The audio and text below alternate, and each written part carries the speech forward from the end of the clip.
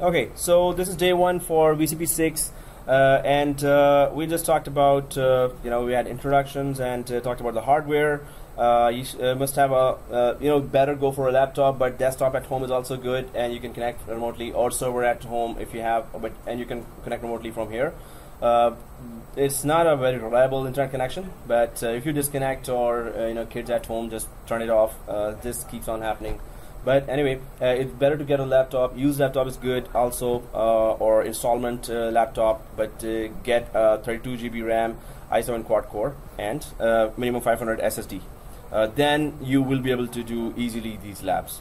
So we were talking about then screenshots, and please do repeat all the labs. Every class you will see a lot of labs there.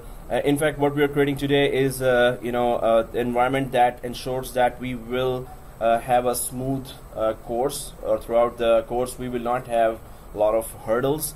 So we will have to be careful about each and every step of creation of our environment itself from the scratch. This VMware Vsphere install, configure, manage features intensive hands-on training that focuses on installing, configuring, and managing VMware Vsphere 6, which includes VMware ESXi 6 and VMware Vcenter. So the whole course revolves around, of course, the ESXi and Vcenters. We're going to have two ESXi servers, a Vcenter, and one SAN software machine, because we need SAN just to understand the SAN concepts. So it will also be Windows-based SAN, but it's a software-based, right? So on software, you can have any kind of SAN software you can use. Yep. You talk about this ESXi 6 and Vcenter server 6.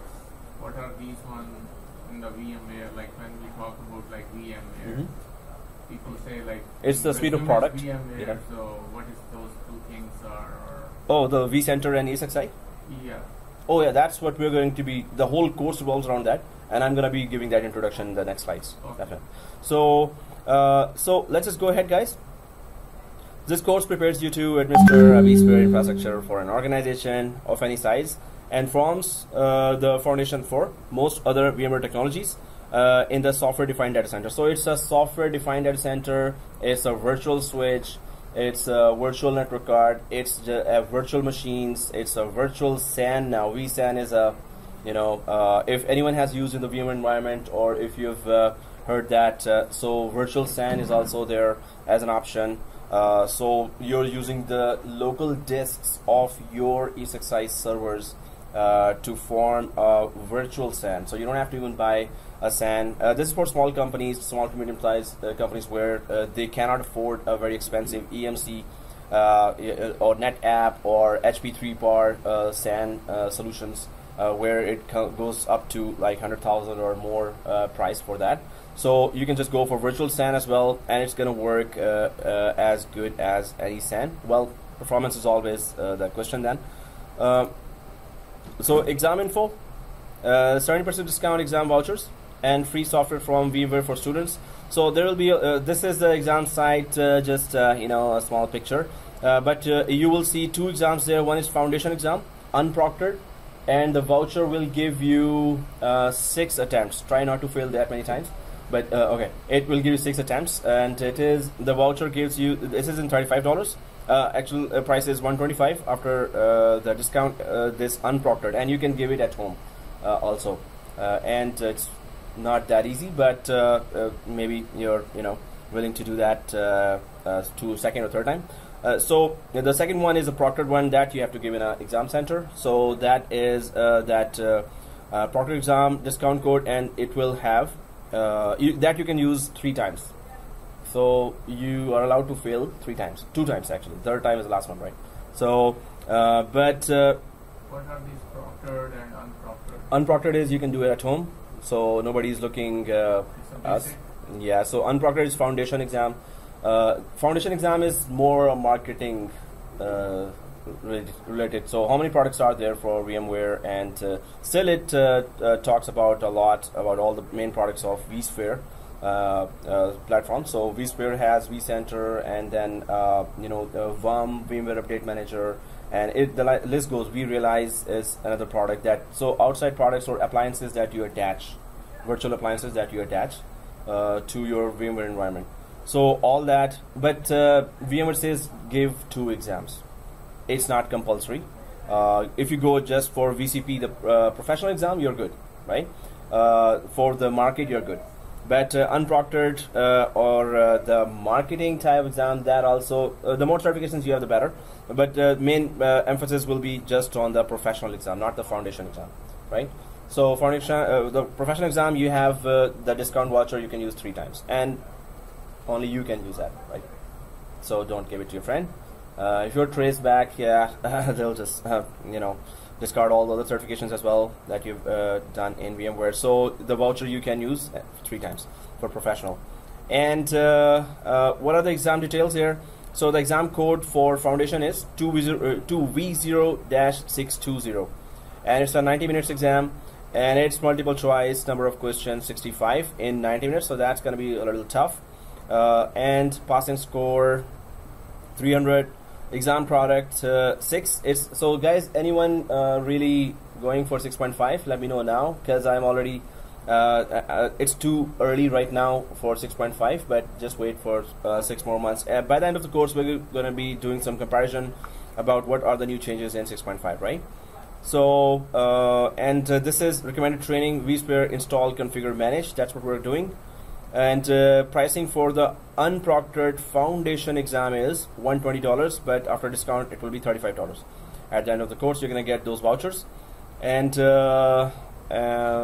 that's it. It's non-proctored. So if you go for professional here, 100 minutes, 85 questions, and passing score 300, the exam code is 2V0-621. So first one was 620.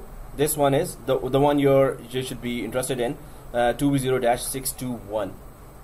Yep. What's the turnaround time for, let's say, 6.0 to become obsolete and 6.5 come in place? Because I know 6.0 has been 1 year or 3 years? Yeah, actually 3 years. Yeah. So we got 1 year left. It's kind of it becomes obsolete. Well, obsolete is the term we can use only when the companies have discarded it. So it depends on that. Yeah. Become obsolete. The exam becomes obsolete. Yeah, it's 4 years, so definitely. So 1 more year. Yeah, 1 more year. So you 6.5.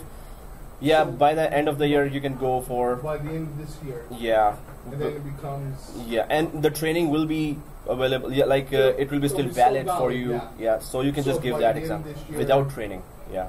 We have to go for it. Yeah. Then you go for the exam. And one student was going for 6.5, paying from his pocket $250. Otherwise, you can use the voucher for 6.0 exam, not for 6.5. And for the 6.0, it's finals. Yeah. From now, starting now, So sorry. So, like you said, how long is this course? A month? 2 months? Yeah, it will be 2.5 months. Yeah. 2.5 months. So that's August, September. Like 2 months so near. Not 3 months. Well, that's gonna be a lot. So I'll be asking if they can extend the time as well from VMware itself, right? Yeah. So it's not going to be that short notice. Yeah. 2 months. Yeah. Cutting it close. Yeah. It's not going to be short notice. So, but the voucher is available for 1 year. Yeah. Voucher can be used till for 1 year. 1 year, right? Voucher itself. Yeah. Once you get the voucher, its countdown starts. And some of the students forget it, and by when it's last week left for the end of the year, then they realize, oh, I have to use that voucher. Yeah. So some of the students actually forgot that, and that was bad. And we get the voucher at the end of this course. Yeah, exactly. Okay. So this is the first exam, like unproctored one, right? Foundation one is unproctored. You can give it at home. So this is the number for that one. Is it no, this one. Is it the compulsory one to give this exam before appearing? For the market, only the professional one, which is 621, is compulsory for the market. But VMware says give both exams. They haven't retired it, so yeah. If you ask VMware, hey, do I have to give that? So they will say yes. Go ahead, you have to give that. But if you say that, will you be VCP after giving that exam, or officially you will be considered VCP? Yes, you will be considered VCP from VMware after doing the training and exam. So this is 621. 621 is the professional, and 620 is foundation, right? What's the market share from VM and is it Microsoft? Yeah, it's Hyper-V from there, from Microsoft. Who has more share of VM? 80% of the market share is with VMware. Okay. but because of the price, it's cheaper. So Hyper-V also is. So if you're doing vMotion in VMware, it's live migration in Is Microsoft. giving it away to the corporations? Exactly, and corporations are getting it, and in the job market, they are actually asking if they have VMware environment. They say, "Hey, you must know Hyper-V as well," or really? do you know Hyper-V?" Or they still ask at least, because they cannot just keep on giving support or adding more infrastructure. How far apart are the concepts and process? Are they the same? Exactly the same, because in MCSA we do Hyper-V as well. Yeah. So at that time, I try to do live migration there with MCSA. I try to teach that, and replication. So it's exactly the same concepts. It's just the interface and how we go about that. So if you're preparing for the market, go for Hyper-V, doing the same stuff as well. Okay. Thank you. Well, so okay, guys, this is the exam for $225 US, but you will get a discount voucher, so it will be just $65 or $68. So this is the professional exam. Let's just go ahead now, and course objectives.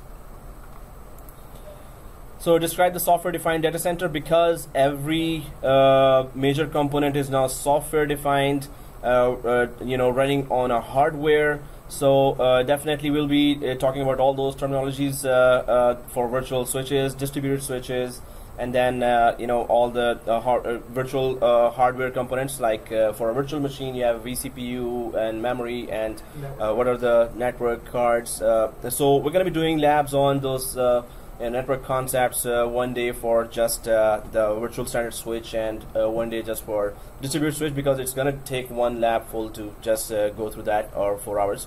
Okay, the class time, what have they told you? It's 4 hours, 5 hours? 10 to 3. 10 to 3. Exactly, so it is 5 hours. With Yikes. 1 hour lunch. With 1 hour lunch? No breaks? Do we need a break? Come on, we're robots, come on. So, okay, so yeah, it's 20-minute break, yeah, or 15. Okay, so yeah, let's try to be brutal here. So let's negotiate. yeah, it's negotiable. Yeah. So yeah, no, once students are out, I'm just powerless then. Yeah. Unless you're back, I cannot start, or I can start if it's too long. But anyway, yeah, it's okay. The more, if we need more time, please feel free.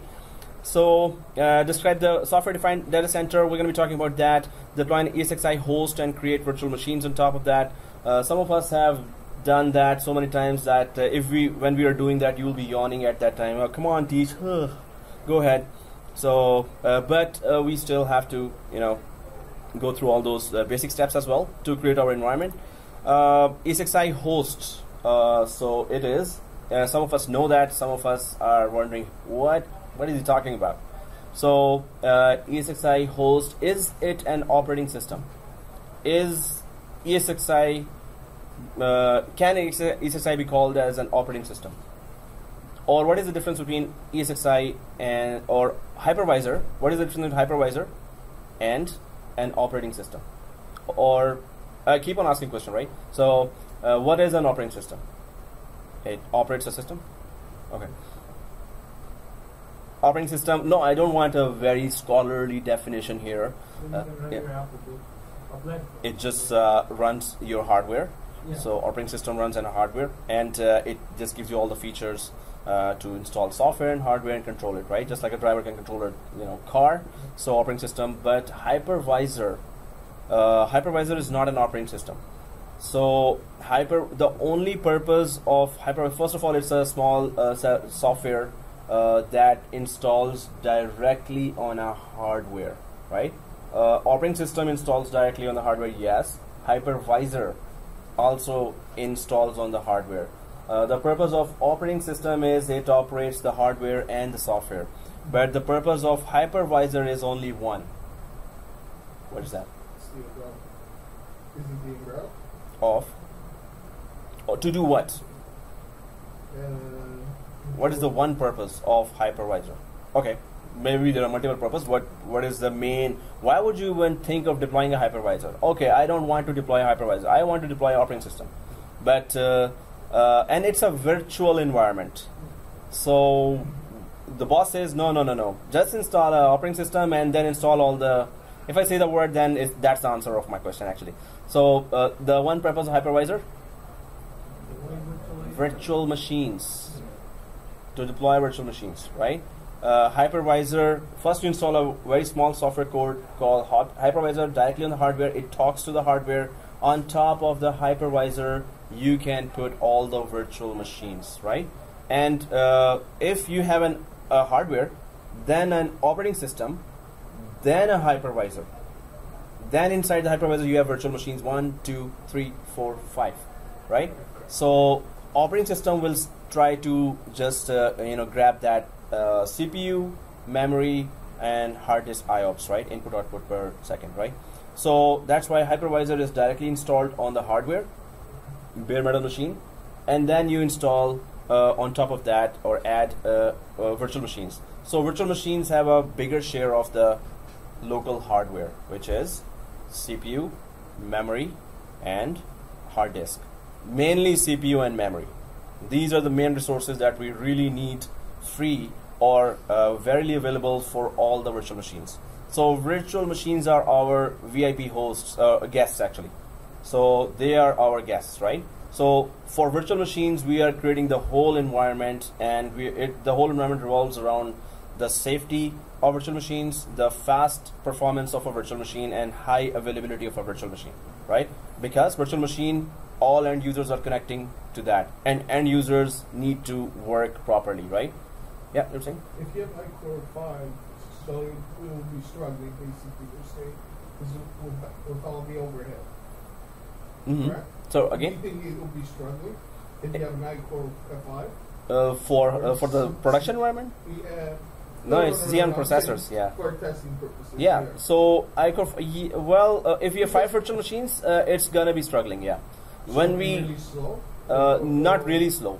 Well, it will be slow, but it is still acceptable. But it won't cause any errors, right? Because of the less memory, less processing, Yeah. no, it's not gonna cause error because of that. Okay. Yeah.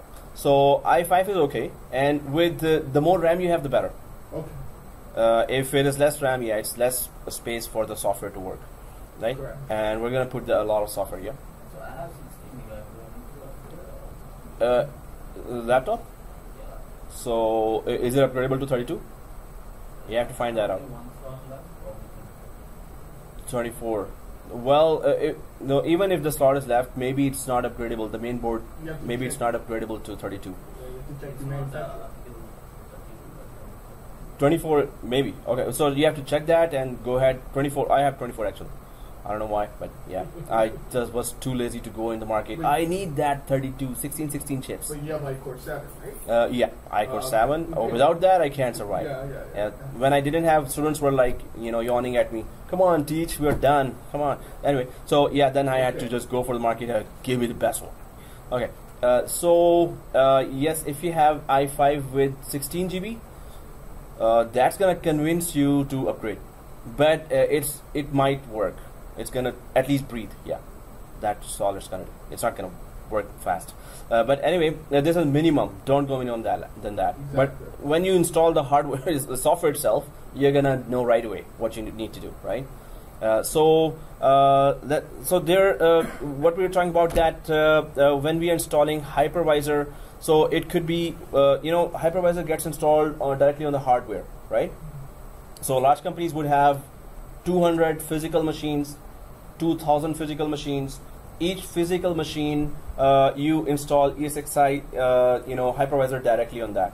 And it's a very small core of software that does not, for its own running, does not use memory, processing, and hard disk, right? So again and again, we need to preserve those resources. Memory, processor, especially these two will be fighting on. Memory and processor.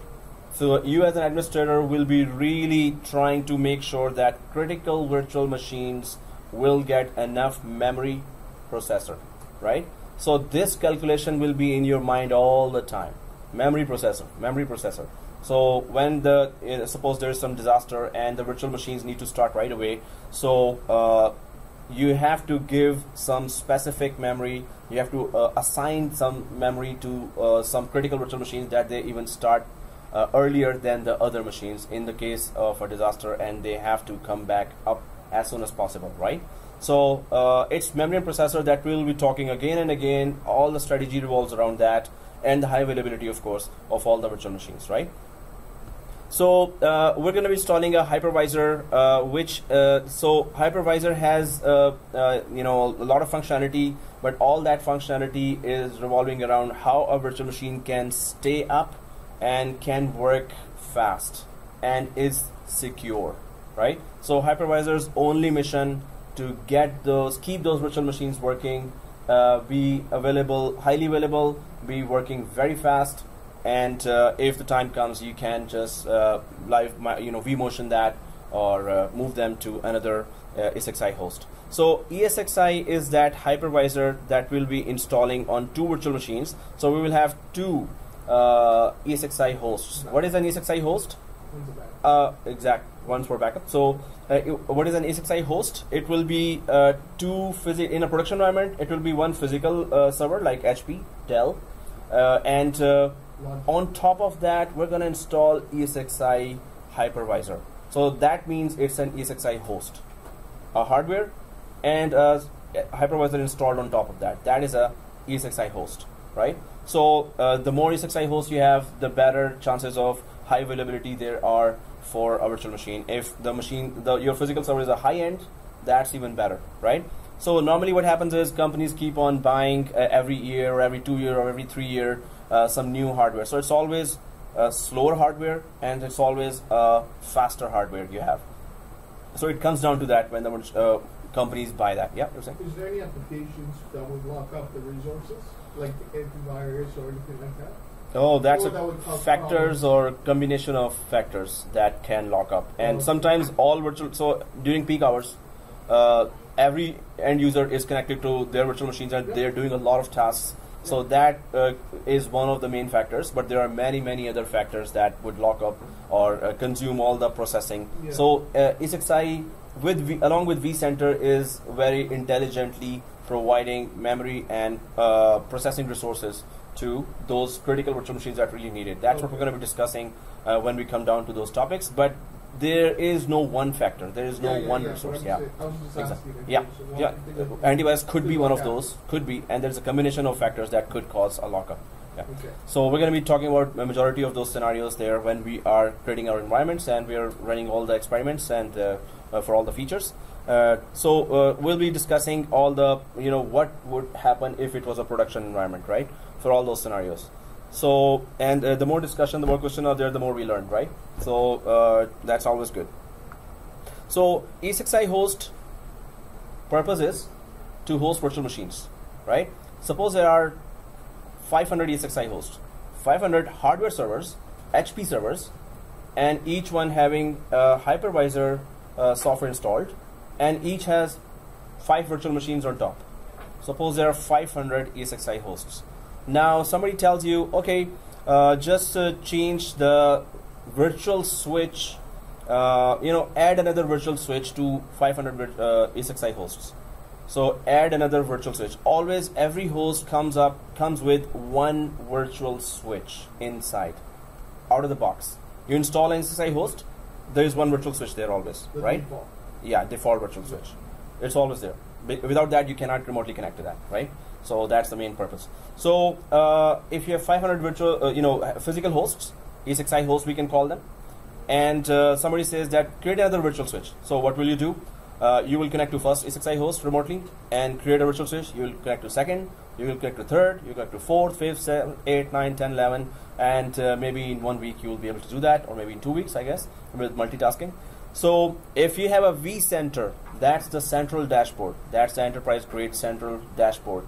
That gives, you can add all 500 hosts to the Vcenter, and then you can just click sitting on one machine and just click on all those, and one by one you can add those virtual switches. Or within Vcenter you can deploy a distributed switch, which is a central switch. If you know Windows and if you know group policies, so distributed switch is like a group policy, but okay, in Linux maybe there are something that you centrally control. But we'll be doing that ourselves. We'll be doing practically everything. But we will have actually a Windows environment as well, because we need to deploy that enterprise grade application called Vcenter. that will centrally control the whole environment. And the whole course revolves around hypervisors, the E6i host, and the Vcenter. The whole course revolves around that enterprise grade application or central dashboard that we call Vcenter server. So when we install Vcenter, there are so many features there, and the whole course revolves around those features, right? So how we centrally control 2 E6i hosts or 200 or 2000 E6i hosts, right? Yep. So how many VMs a host can handle? Is it dependent on Oh, we're going to be going for maximums and comparisons. There's a table coming. So, and table talks about 5.1, 5.5, and 6.0, and then 6.5. How many maximum machines? It goes up to 25,000. But we'll see a comparison. Which version, which edition has how many, what capacity? Yeah. So this ESXi host create virtual machines, right?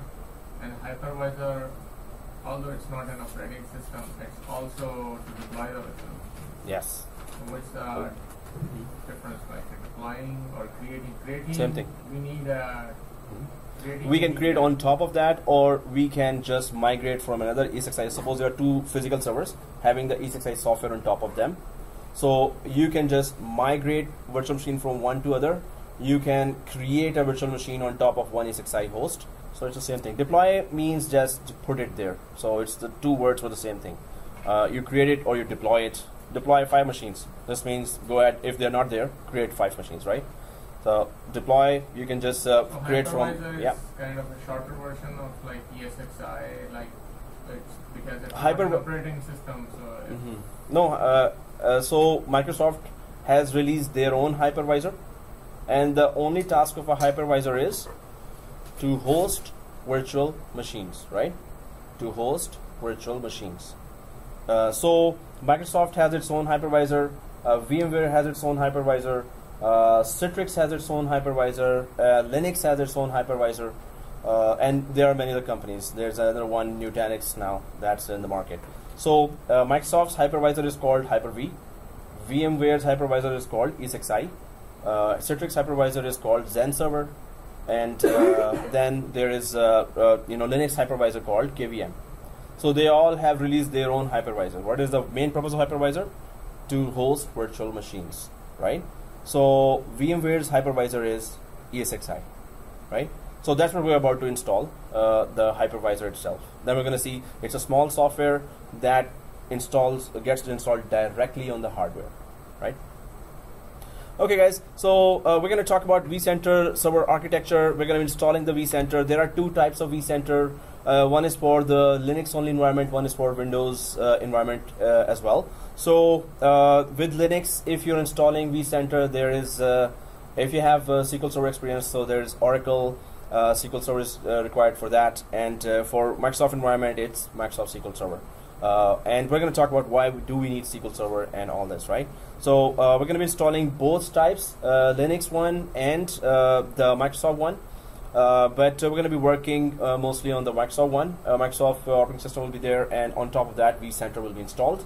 But we have to know how to install in a Linux environment. Once we have installed Linux-based Vcenter, what happens inside is exactly the same as what will happen with the Windows-based Vcenter. So you install Linux-based Vcenter, and if you install Windows-based Vcenter, inside both exactly have the same features and exactly works the same way.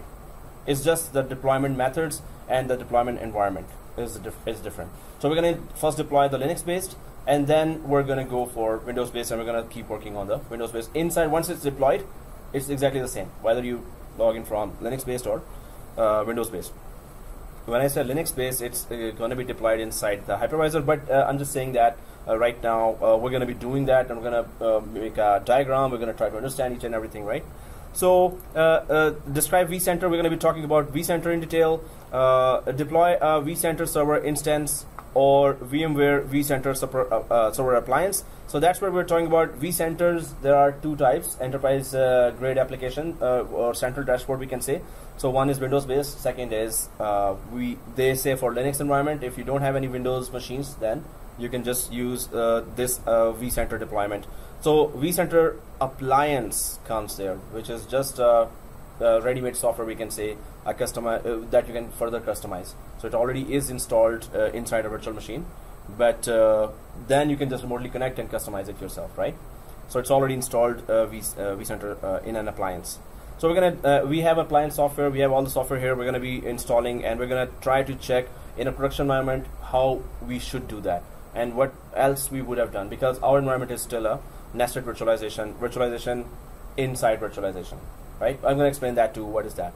So just an introduction to the course here going on. So use vCenter server to manage NESXi host. That's what I was saying, that if you have 2 hosts or 200 hosts, it's the vCenter server through which you're going to handle all the hosts, right?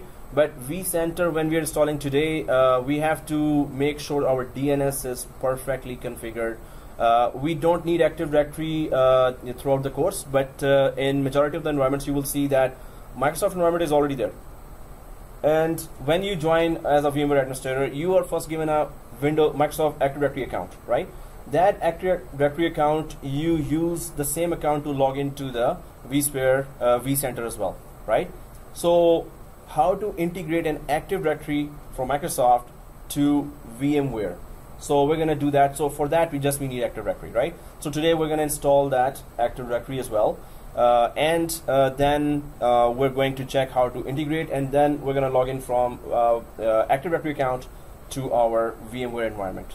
So we have to create carefully everything from the scratch, and we're going to understand each and every step, right? And the more questions, the better, right? So here, so use vCenter to manage NESXi hosts. That's what we do, and that's what we're going to learn. And so if we go ahead, configure and manage vSphere infrastructure with VMware vSphere client and VMware vSphere web client. So there are 2 types of clients that we will be using to connect to that enterprise application vCenter.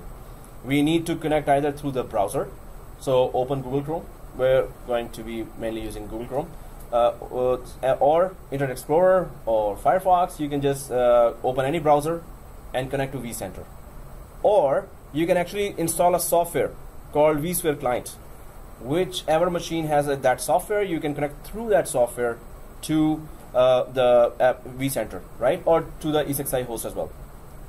But the main thing is VMware is pushing us to go for web client, which is sometimes a pain, but VMware is ultimately going to make you use vSphere web client. So we're going to be going for all browser-based access to our whole environment, browser-based. So, and then you will get a lot of errors as well, or some errors, and we'll get to know how to resolve them, right? So because it's all live environment, I'm going to be doing the lab here, you're going to be following me, right?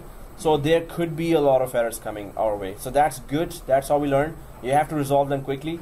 If anyone's machine has an error that is not being resolved, or it is taking more than 5 minutes, then you have to sit back and enjoy the show, because this is a video, right?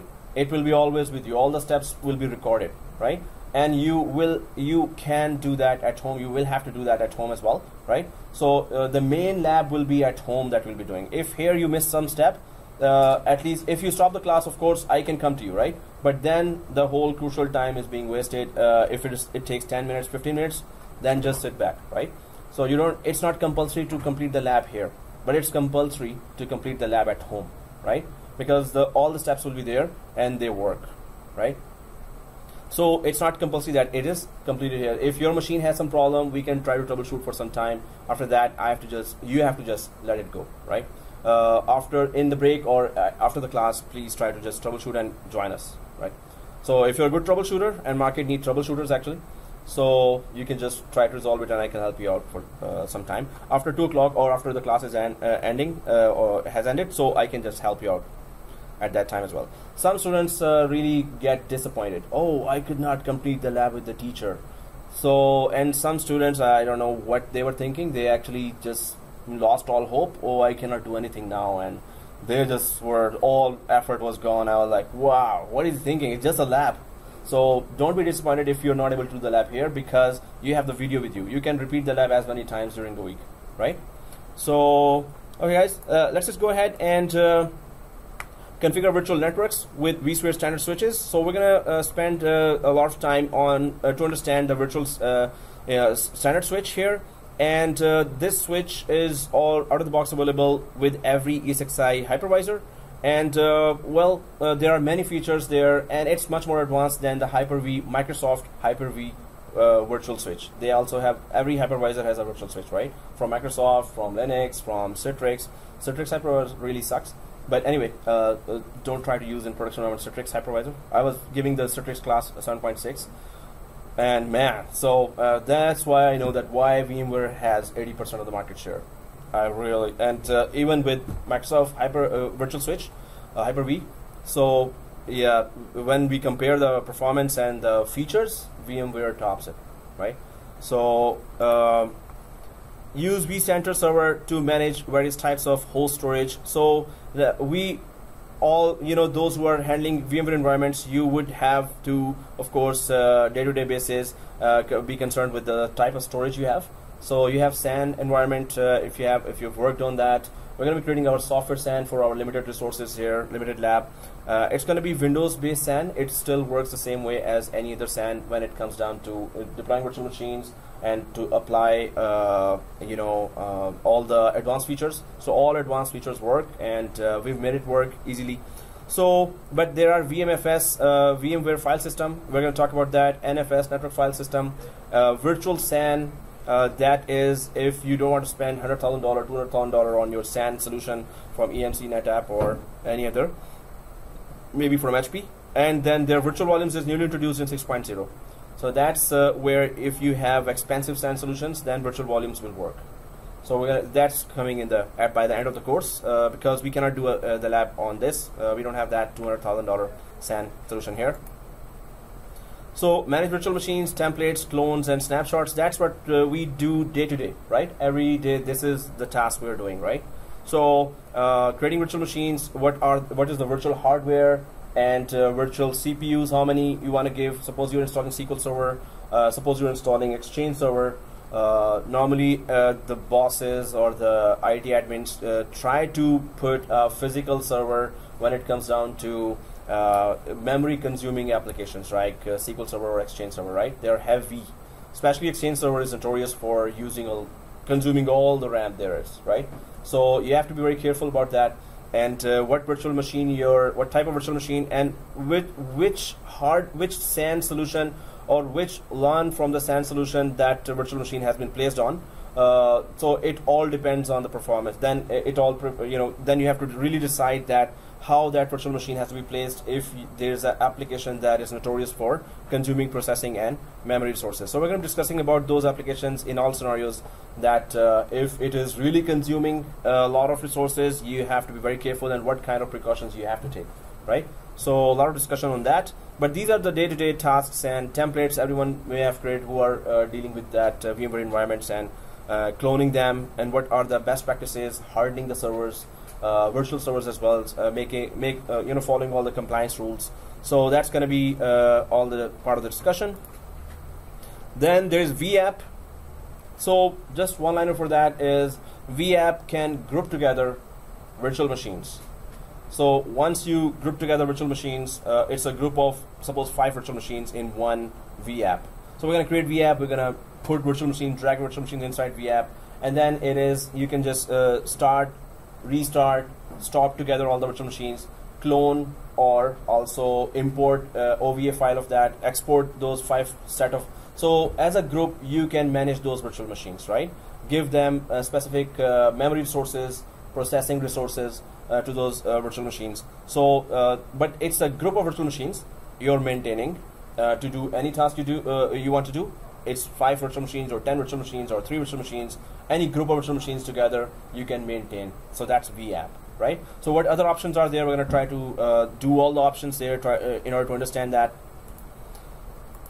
And then describe and use the content library. This was introduced in 6.0. So content library is just a file server.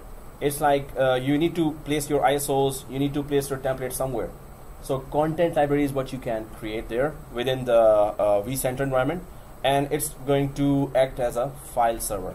Like you want to place something here. So when you're creating a virtual machine, you want, where's the ISO? Either you can put the ISO on the data stores, we're going to know what is that, or you can put it on content library, which is a file server within the VMware environment, right? So migrate virtual machines with vSphere vMotion. So we need some basic installation, basic configurations. We're going to be creating our environment from scratch now. So step by step, each step has to be carefully done, and why we're doing and why we aren't doing the other step. So we're going to be discussing about each step, well, if we can. So, but it has to be, some best practices have to be followed if you want a virtual machine. So anyone can tell me a one-liner for what's a vMotion? What's so special about vMotion? Easier to transfer the host. If you are migrating a virtual machine from one host to the other one, well, it helps in redundancy, I would say. Yeah. Restores? Sorry? If you're trying to do a restore? No, vMotion is just migration. You can migrate when it is online. Yeah, the specialty is when you're migrating, end users are connected and working. And suppose the host is about to go down and somehow you discover that proactively. Yeah, that's right. The alerts are coming, SCOM is just screaming, but SCOM is for Microsoft, right? System Center Operations Manager in a big Microsoft environment. You can deploy SCOM for proactive monitoring. VMware has vRealize, and that's as good as any other market monitoring application, so that's very good. Realize is part of the exam as well, and we're going to do that. It's a big lab. But vRealize, so suppose you get a monitoring alert from there. So what you do, you again at once decide that I'm going to migrate that virtual machine while maybe 30 or 300 end users are connected to that machine, and the machine is traveling from one host over the LAN to the other host. So, and it is being used, it is live, and users are making transactions. Maybe there will be a slight degradation in the performance, very slight, or maybe freezing, but after that the users will not feel anything, right? End users. So vMotion is, we have to then configure our environment in such a way, we have to make sure all the best practices are met, then vMotion will ever work. And of course your networking in the virtual switch has to be perfect. And then the next challenge will be if we deploy the distributed switch. That is more complicated. And then we're going to do vMotion again with distributed switch. So that will guarantee that, okay, your network configuration is perfect, right? But virtual machine, vMotion, that's a very cool thing, that virtual machine is running, and without downtime, just transfer it to another host. It will start using the memory and processing of another host, right? So we're going to be doing the whole lab for that. Use VMware vSphere storage vMotion to migrate virtual machine storage. So when we talk about virtual machine storage, any idea about that? Virtual machine storage means virtual machine files. So .vmdk, the virtual disk of that. So if it is sitting on SAN, on a LAN, so from one LAN to another LAN, or from one SAN source to another SAN source, you're migrating your virtual machine files. So that's vMotion, so storage vMotion. So we're going to do that as well. And then monitor resource usage and manage resource pools. That's where you'll be fighting a lot during peak hours if it's a large environment or even small environment. That virtual machine, suppose at the peak times 500 users are at once connected to a file server, and all of a sudden it needs a lot of memory, right? And if it doesn't have a lot of memory, then it's going to slow down. The performance will be degraded for all the users. They will start complaining, okay, I'm just trying to open my file or copy the file and it's taking so much time, so the next page is not opening at all, or it's taking a lot of time. So how much memory have you made available for how many virtual machines? Suppose you have 10 virtual machines, and 5 virtual machines are on one ESXi host, 5 virtual machines are on another ESXi host. So 5 virtual machines here on one ESXi host, they are all consuming huge amount of memory now. So they're all slow now. So you can vMotion one of the machine to the other host where memory is not being consumed a lot, right? So how do we plan that? But before that, some virtual machines need constantly a lot of memory. In that case, you can just assign memory that if Exchange server virtual machine starts, give it minimum 64 GB. Suppose you have 512 GB RAM. Suppose you have 1 terabyte RAM, right? So some environments can afford that, but not majority of the environments cannot. 1 terabyte RAM is like alone $20,000-$30,000. So it could be that or less. But the main thing is you can assign minimum RAM, maximum RAM to specific virtual machines, which are very critical, right? So minimum and maximum RAM is there, then at least you will know that this critical machine must start, otherwise CEO will be calling me, right?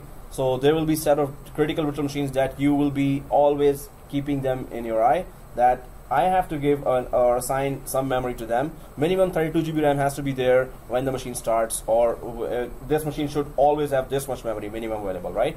And this is always the case when it's a peak time, when every virtual machine is looking for a lot of memory, lot of processing.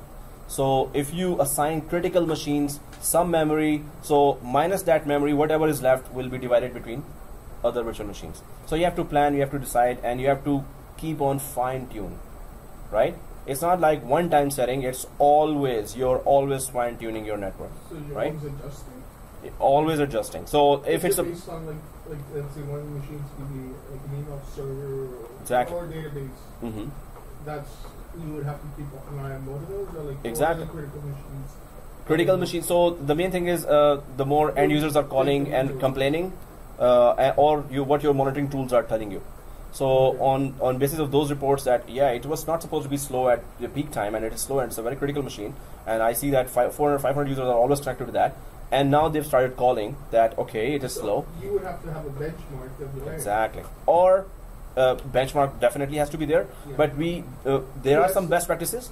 There are some best practices that you can start with, but then you fine tune according to the requirements, changing requirements. Okay. Users are saying that we need that server more, and more users have started connecting. Now you have to assign some memory to that. Okay, more users. business needs. Exactly, business needs and the traffic that is coming. Correct. Sometimes the traffic changes and Yes. more traffic is coming. You have to change the requirements then, or you have to change those Wow. memory and processing allotment to per virtual machine. Yes.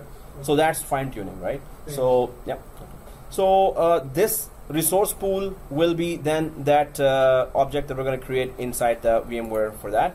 So the resource pool is all about how much memory, how much processor. That's it. Resource pools are created just for how much memory and how much processor, right? So use VMware vRealize. So vRealize is that operations manager, and you're going to see it's very extensive. It's very proactive. If you deploy this in your environment, that's a very good. It's going to tell you right away if your critical errors on any of your virtual machine or any of your ESXi servers or any portion of your vCenter. And if you have vCloud connected to your environment, like VMware Cloud, and some virtual machines are in the cloud, some virtual machines are here. So vRealize really has that capacity to give you a bird's eye view of where the errors are, where the complaints are coming or started to come now. So it's a very proactive monitoring and automation application. Not only monitoring, automation. Are we going to be getting that program? Yeah, we're going to install that.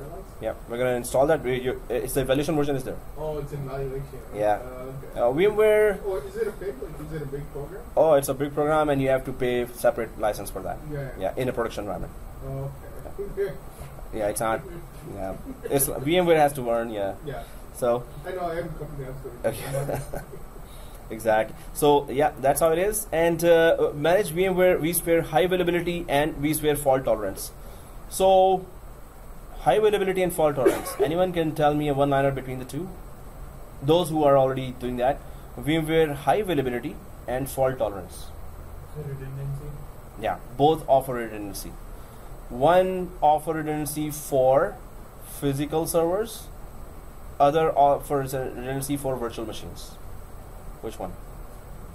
So fault tolerance is for virtual machines. There's a active machine, there's a passive machine, and if active goes down on one server, passive will become active without downtime. Right? That's fault tolerance per virtual machine. You enable fault. There are 10 virtual machines in a server, ESXi host. You have to enable one by one fault tolerance, right? So and you cannot enable on all of them because it's bandwidth will be used a lot. Everything is being replicated asynchronously. So fault tolerance, virtual machine is highly available. Yes, high availability is multiple ESXi servers in a cluster are added, and they are then you can enable HA feature. Just click that button. HA is available. So my question to you or those who are maintaining the environments now is that will the high availability HA feature of will there be a downtime in the case of a disaster if HA is enabled, and suppose there are two physical servers, one server goes down, the virtual machines of that server have to survive somewhere, right? So is there a downtime for the virtual machines of that server that just went down? What will HA do? Is it a cluster? In the cluster? Once you go for cluster, then you can enable HA, right? Will vMotion the servers? The VMs. The VMs can not be vMotion. Yeah, Are they using the shared resources? Like, it's a SAN. Yeah, Yeah. there's a SAN there. Then there will be no downtime. There will be no downtime. Okay. Did it happen to you? Disaster like that? Did the server at once went down? Like If it happened to you, you will know right away. No, If it didn't happen, that's good. No, I'm just guessing because Yeah. it never happened. Yeah, to me. exactly. Because if it happens, then we can know that Yeah. there is a downtime. So if a server goes down, as you said, then virtual machines of that server have to be restarted on the other server ASAP. Like using ILO or. No, machines are supposed to restart right away Oh. themselves. But restart means that they are down and then starting again, right? This means a downtime. So HA is not supposed, the names is not supposed, it means that there should be no downtime. High availability, it's highly available. There is a downtime. I don't know why they named it like that. But we're going to do the lab and we're going to understand that too, yeah? So there will be no auto restart, right? A person, a user, well, SA or anybody will have to manually restart the. No, machines will restart, are supposed to restart automatically. We're going to talk about that too. Yeah. But what I'm saying is fault tolerance, no downtime.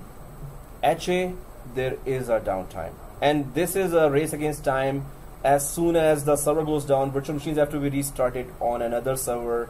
Now, if it's a critical virtual machine, give it already some RAM so it could start early and give less RAM and priority to the non-critical virtual machines. Is Yeah? there a message that comes up to the user saying, okay, it's going to restart? Or it No. happens automatically? At once they will start calling, okay, we're disconnected. And you're saying, yes, sir, we are checking, yes. And yes, we're checking, we're So checking. it happens automatically? Yeah. Without them not? Machines, that's the whole thing. Machines, how soon the machine starts, that's it. They will restart automatically. Okay. They're supposed to.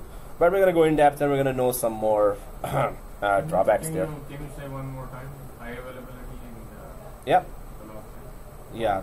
So, yeah. And No, you're listening to me, right? 42 is it? Okay.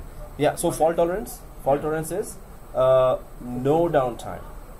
No downtime. At once, users will not know that the whole server went down. But fault tolerance is per virtual machine.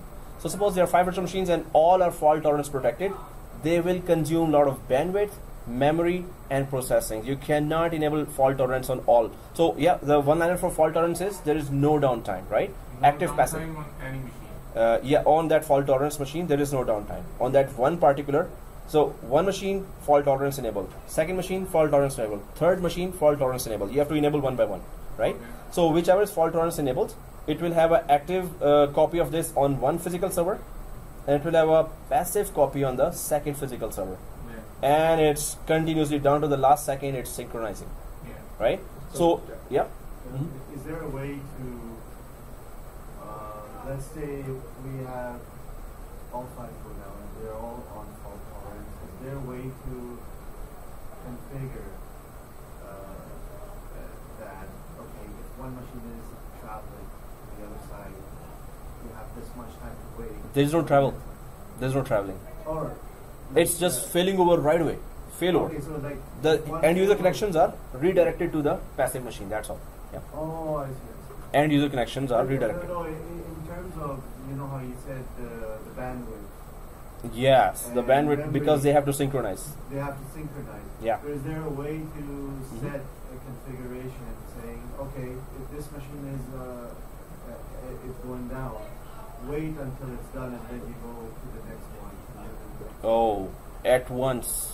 It's in milliseconds. At once it will So redirect. it's multi-threaded. Yeah, and it's multi-threading. And it is the second machine is going to start working from where the first machine left, because we lost the whole server or we lost the whole virtual machine, right? So it will because we're going to do it in depth. We're going to discuss every portion of that as we aspect that. But you're thinking of physical, thinking of virtual as a No, logical. I'm thinking virtual. But Yeah, virtual. I'm saying, is there a way to configure that particular thing? It's Or is multi-threaded. it's just It's a checkbox, multi-threaded. fault tolerance, and That's it. No, That's it. there's a wizard, but there are limited set of options. We're going to go through the lab, but it's not that in-depth. It's just going to enable the whole thing. But if you lose machine, that's it. It's going to just transfer the end user connections to the other machine, and the end users will have no idea that the whole server went down or the machine doing something. Yeah. So, but there is no indication that. Another question. Yeah. I know we're going to be. I'm not a GUI guy. I think GUI. So Oh. I'm like a backend person. I love backend. Okay. Is there a way to configure in the backend? Well, configurations and whatnot. Are we going to be focusing scripting and whatnot? Python. So yeah, we'll have some scripts, but mostly it will be GUI. We can we will be. I will telling you some commands, and I'll be giving you a long list of possibilities there. We'll be, but it's not totally command based. We have to understand all the components, and then yeah, exactly. Okay. Let's say you know Python. Can you write a script for every lab that we have? There are, other than Python, there are E6 CLI, its own commandlets are there that you can create the scripts from. Okay. There is then Power CLI, which is the PowerShell alternative for VMware. From there you can create a lot of scripts. Yes, we can create the script, and I can, yeah. Because with scripting will save you time, right? A lot of time. So if you have a programming background, if you have a PowerShell background, wow, you're good. You're already good. So if what you're is good. the fault tolerance which is? is not no downtime. Right? No downtime, but okay, active and passive copy. yeah. Right. So what's the other one? High availability. Yeah. It is the machines will be stopped or restarted if a server goes down, right? So the machines will be restarted on the other server. This means that there will be very little downtime, or it is as far as as soon as the machine restart, that much downtime is there. That they have stopped and restarted, right? So there will be a little downtime as soon as the virtual machines are restarting. If they restart at once, that's it. But users are effectively disconnected because of that. So for fault tolerance, even when the IP remains the same, there will be change in the MAC address, right? For fault tolerance, because machines are started on a different node. So the other node is not active, right? Right. So exactly, the MAC address will be of its own, it's a different MAC it's a address, different MAC address and IP, right? So it will just fail over, and that's IP it. changes. IP doesn't change. IP doesn't change. Right? Because if IP changes, then they will be disconnected. They won't actually. be able to reconnect back. Yeah. Yeah, you were saying? I was going to say it depends on your bandwidth. Bandwidth as well. Yeah. Definitely. So in peak hours, you have to be ready for any kind of scenario. Yeah, exactly. Right? Yep. So the fault tolerance, there's a passive and active. We are creating two means. Sorry? Are we creating the two virtual machines? So Making them as a failover? no, we're just gonna create one virtual machine. It will create its passive automatically. If we have went through, and if the hardware resources are there, and it has very strict requirements for that. If those are met, it's going to check everything. Otherwise, it's going to keep on giving errors. So, but it's going to create its own passive. We're just going to have to make sure that there's another data store available for the passive. So there are very strict requirements that we have to make sure they are there. We are consuming dual resources. Yes, and bandwidth, continuous bandwidth as well. In Hyper-V, we can automatically migrate them between the ports. Yeah, yeah. And we can choose. Hyper-V, there is live migration. Hyper-V, there is a replication as well, right? So that replication here is the fault tolerance. There it is called replica. So, and they do the same thing. So if you can do one, and if you know how the steps of the other, you can easily do that too. So some of the administrators, they have done live migration or vMotion between Hyper-V and VMware. So, and they are doing that on production environments. So both vendors are like scratching their head. Wow, from vMotion, from VMware environment to Hyper-V, they are migrating machines as well, and it's working fine, perfect. I did B2B Yeah. migration and the converter. But they make it as a rule that whenever we want, we're gonna just do that and keep doing that. So they maintain it, but of course, if they come into trouble, so it is V2V definitely. Yeah, we did likewise doing it. But vendors don't support that, right? They don't support and Yeah. we- Yeah, they don't If recommend. you got any problem, they say. That's it. You're on your own. That's why I was, kind of, whoa, don't do that. But anyway, it's doable, and they may have a plan B. Right? Okay, guys. So then we go ahead and Vsphere replication and VMware Vsphere data protection. So there's a backup software, data protection, and then there is replication. It's an appliance. Appliance is a software that is ready-made. We can say it's already installed. You just have to customize that, right? So replication is, so what we talked about, fault tolerance, one server, one virtual machine, second physical server, and a virtual machine on top of that, and they are replicating, right? But in replication, it goes over the WAN even, and between two vCenters, there is one server, one virtual machine in one vCenter, one server, one virtual machine in other vCenter. You need to have vSphere replication appliance installed on both vCenters. Then across the WAN, if you have sufficient bandwidth, it's going to do same what fault tolerance is doing, but on a much larger scale, right? Or much more distance is there. Although you can have these replication configured in your environment, but it's best suited for long distance, failover between the branches as well.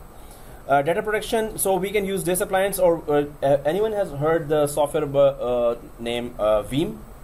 VM or Veeam, right? Veeam is a backup software and third-party software, and so many students in the previous courses were saying that why don't we use Veeam, or why don't we use a third party for backup as well. So we have that Veeam software as well available here. The way you want to take backup, we can take backup from this data protection, or we can take backup from third-party Veeam, which is very famous among many companies. So we're going to use that third-party software as well to take a backup. And how to take a backup, how to delete the machine, and then restore, and then how to restore, right?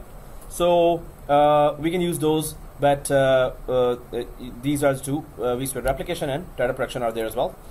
Then we go for distributed switch, distributed resource color, sorry. So this is then DRS, and if your company has Enterprise Plus license, DRS is a feature you can use. Most probably you are using DRS. We're going to be so DRS is so good in automated. It does so much good automation, automatically it performs tasks that they would not need us, and they will just kick us out soon. Just kidding. Okay, so in one of the environments, my colleague, he never introduced DRS just because he wanted to keep his job. So, and he had connections to the bosses as well, so he was able to do that. Otherwise, DRS is such a cool feature that it automatically maintains your memory and processing requirements. So whichever host is having lesser memory and processing, DRS will automatically calculate that and automatically move the virtual machine to that host which has enough memory and processing resources automatically. Suppose you're going for lunch, just put it on DRS aggressive automated mode. Then when you're back, put it again to manual mode. Up to you, right? But it is so automated that don't use that. I mean, like, we should know that, but if boss finds out, okay, it's already done, no need to pay him now. Okay, anyway, so yeah, don't let the bosses have bright ideas about that. Anyway, it is very useful, and we're going to see that why it is useful, and we're going to test all those areas as well. So, and there is distributed switch. Central policies. I was giving you an example of 500 E6I hosts that you need to do one task about the switches, virtual switch. Create another virtual switch. So if you have a central distributed switch, you can do it in one click or few clicks, right? Instead of connecting to each host and creating that virtual switch, just go to distributed switch and create one distributed virtual switch, and it's going to just make that change to 500 hosts as well. So distributed virtual switch is all about networking done remotely. That's it. So we're going to install that. We're going to try to know the logic of that, and there are scores of policies there. It's in depth, and you're going to know why distributed switches for large environments is very, very essential. If you have like 20, 30 hosts, you can just deploy this, or you don't have to. Just go remotely, do all the stuff one by one on all the standard switches. But when you see it working, you will admire it. So distributed switch can centrally handle all the networking, right?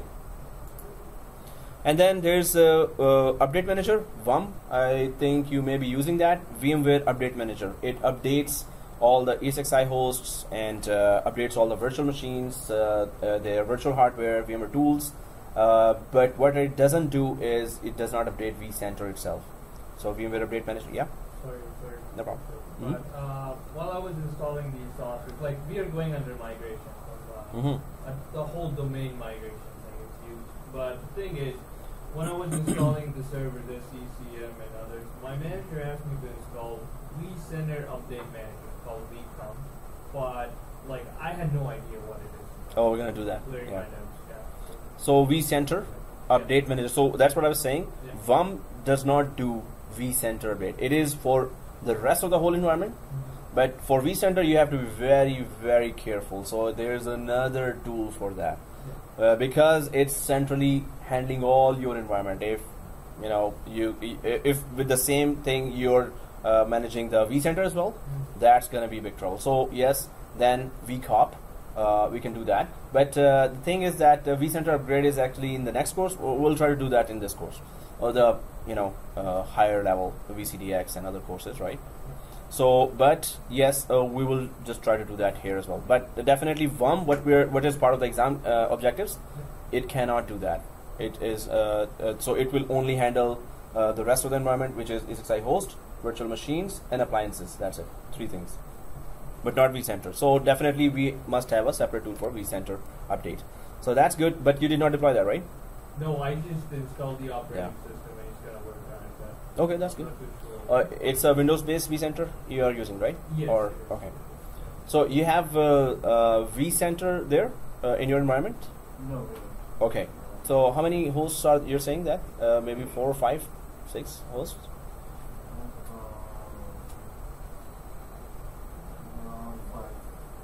Nice. Okay. So and you're a Linux guy, so that's good, man. Wow, that's perfect. The thing is, I entered into this company with a big mess. So Okay, it was a big mistake. everything is already set up, and I'm just trying to get my hand wrapped around Cool, cool. it. That's good. So it's a Yeah. mess. Perfect. And they did not try to buy a vCenter, right? Like, No, no. yeah. There's So no backup. There's no tolerance. There's oh, now we're gonna test everything. Many students previously, they were not doing those things in the environment. When we did the lab, after that they implemented right away, and it's working perfectly. So yes, we're gonna do that, but not in production directly. Do test it in somewhere else in a replica environment, and definitely once we gain confidence, we can just install it. Right? It's a production environment. We have to be very careful about that. Right? So VUM, we're gonna install that VMware Update Manager, but there are many very cool changes in 6.5. So I'll be telling you that some of the changes that we're right now doing, it's totally different in 6.5. So that will be very, very good to know. So it's 12 o'clock, and if you want to break for 10-15 minutes, or just 5 or 4 minutes, no, just kidding. Okay. So if you want to break, you can have a break, because after that we're gonna at least start making our first lab. We have to give more time for lab, because we need to do everything. By doing, we can understand. Yeah, you were saying? Oh, sorry. Yeah, no problem. I was planning to buy a lab. If you're going on a break, I was just a personal question. Yeah, sure. I was planning to buy a lab. Do you have anything in mind which is pocket friendly? If it's Lenovo i7 quad core, 32 GB RAM, better 64, but 32 GB RAM, Yeah, and also 500 GB SSD. So if it's Lenovo, it's better. Dell is also okay, but i7 quad core, 32 GB RAM, 500 GB SSD, not non-SSD. HD, don't go for HDD. These 3 requirements in any laptop, good. That's good.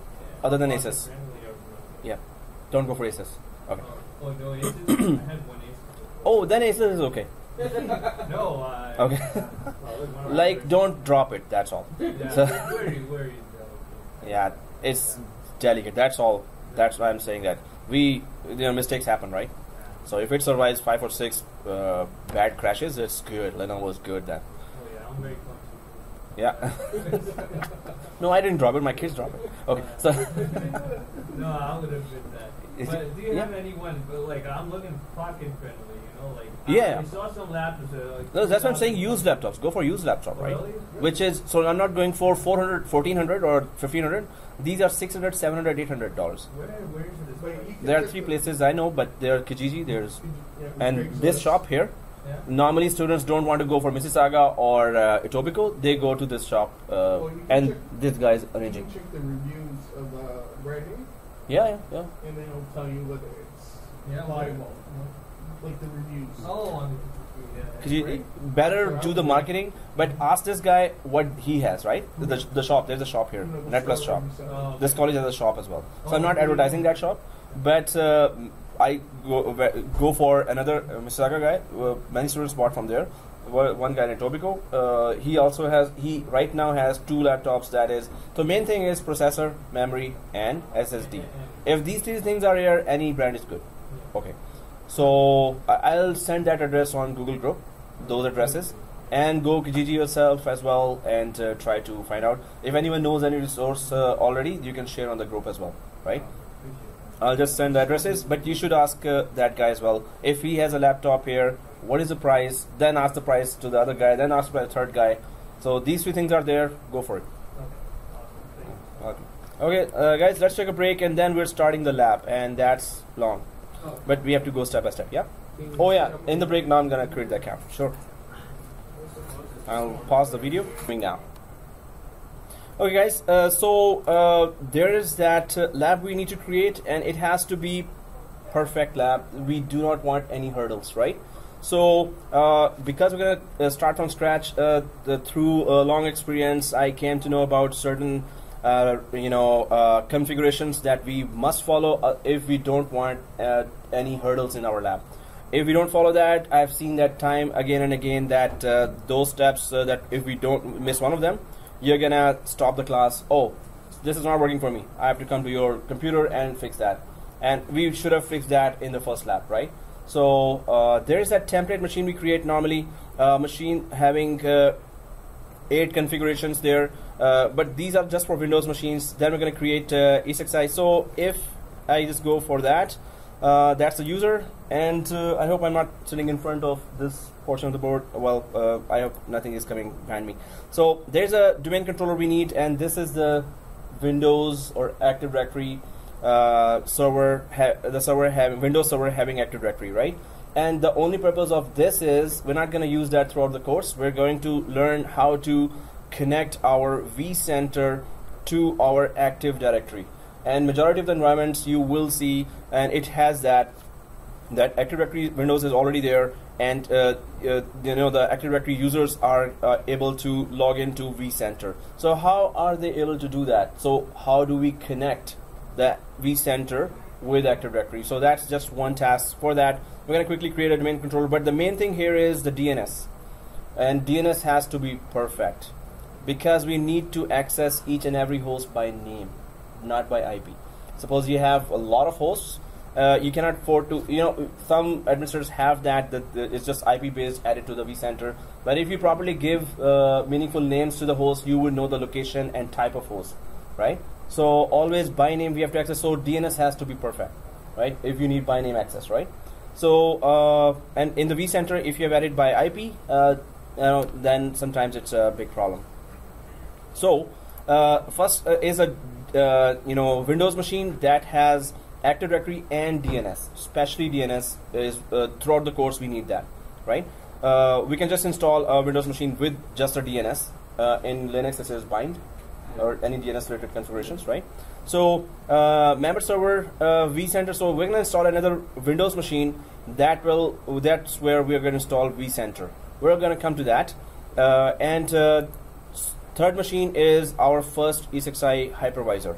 So we call it E6i host or just host, but this is an empty virtual machine, or in a production environment it's an empty physical machine having that small software called hypervisor, right? So on top of this machine, we're going to be installing one virtual machine, second virtual machine, third virtual machine that end users will be connecting to. So then we will have another ESXi. So 2 hypervisors, at minimum 2 we need, because we need to check all the advanced features of high availability and fault tolerance. So minimum we need 2 hypervisors. I could go for 1 lab. We would need 3rd hypervisor as well. Then your RAM comes into, if you have 24 GB, or 32 GB, you'll be good. If you have 16 GB, you can't do that lab, right? So if you want to install a hypervisor, minimum it needs 4 GB RAM, minimum. So if you can see already how many machines we have, and the last machine is SAN server. We just need some server with the local disks being offered as remote disks and can connect to with iSCSI protocol. So with iSCSI you can just connect the local disks to the remote server. So we're going to be creating some disks here. We're going to enable that feature of SAN. It is also a Windows machine. We can use Starwind, we can use OpenFiler, we can use FreeNAS for that as well. But any software that can help to work as a SAN, to clarify the concepts of SAN, SAN with vCenter. So I went for VMware website where they fully support Windows-based SAN as well, and majority of the features, nearly all the features, advanced features that we're going to be practicing here, step by step, they will all work on this SAN as well, right? So, but our SAN concepts will be, well, it's not a SAN course, but whatever VMware is related to SAN will be clear here. How to add the LUNs from the SAN to this vCenter, and then how to do all the advanced labs on the basis of SAN. So we're going to try to clarify all the concepts there. And then virtual machine inside ESXi, virtual machines inside ESXi. The main purpose of a hypervisor, host virtual machines, right? So this is how it will look like when we are done with the basic configuration. So there's a VMware Workstation Pro version. So after accounts are clear, so I will have to send you the site. That VMware site has free 2-year license key for Windows. This VMware Workstation, not Windows. VMware Workstation Pro 12 version, right? So by tonight you should be getting that, or by tomorrow. And also please do follow up. I do a lot of other classes as well, and as again I have right here, right? So I may forget, right? So please follow up, right? Suppose you didn't get that, you paid there and you didn't get the site, VMware official student site. So please just email me, right? Or email me one more time. So there are so many other, because I say it in every course. In Humber I'm giving courses. So in every course I say just email me what you want. So yes, it's just emails coming from many students. So I try to answer every one of those. So it might be delayed, but it will be done. So you need for home this VMware Workstation Pro, and you will get it from that site. Just get the key and download that. There are many other software there, and yes, the book. There is ebook there. It's actually not okay. Let me just show you. Text reader is Textedium is that e-reader that you have to download. It's free, and that book only opens in Textedium. A new version is available. Seriously, ignore.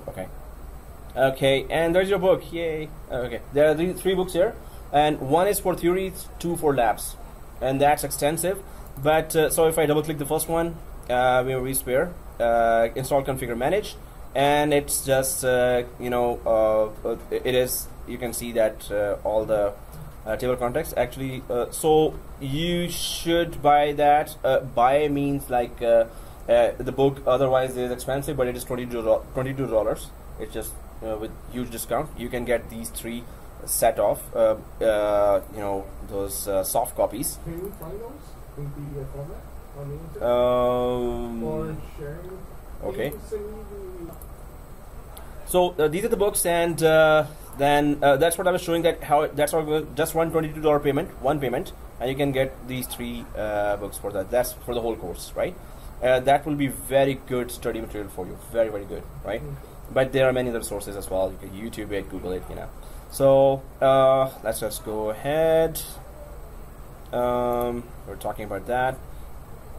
So yes, one more thing. Maybe you have sent me the Gmail, or you've emailed me already, or if you haven't, please do that if you intend to continue. some are sitting maybe just one day just to check the teacher and the environment, right?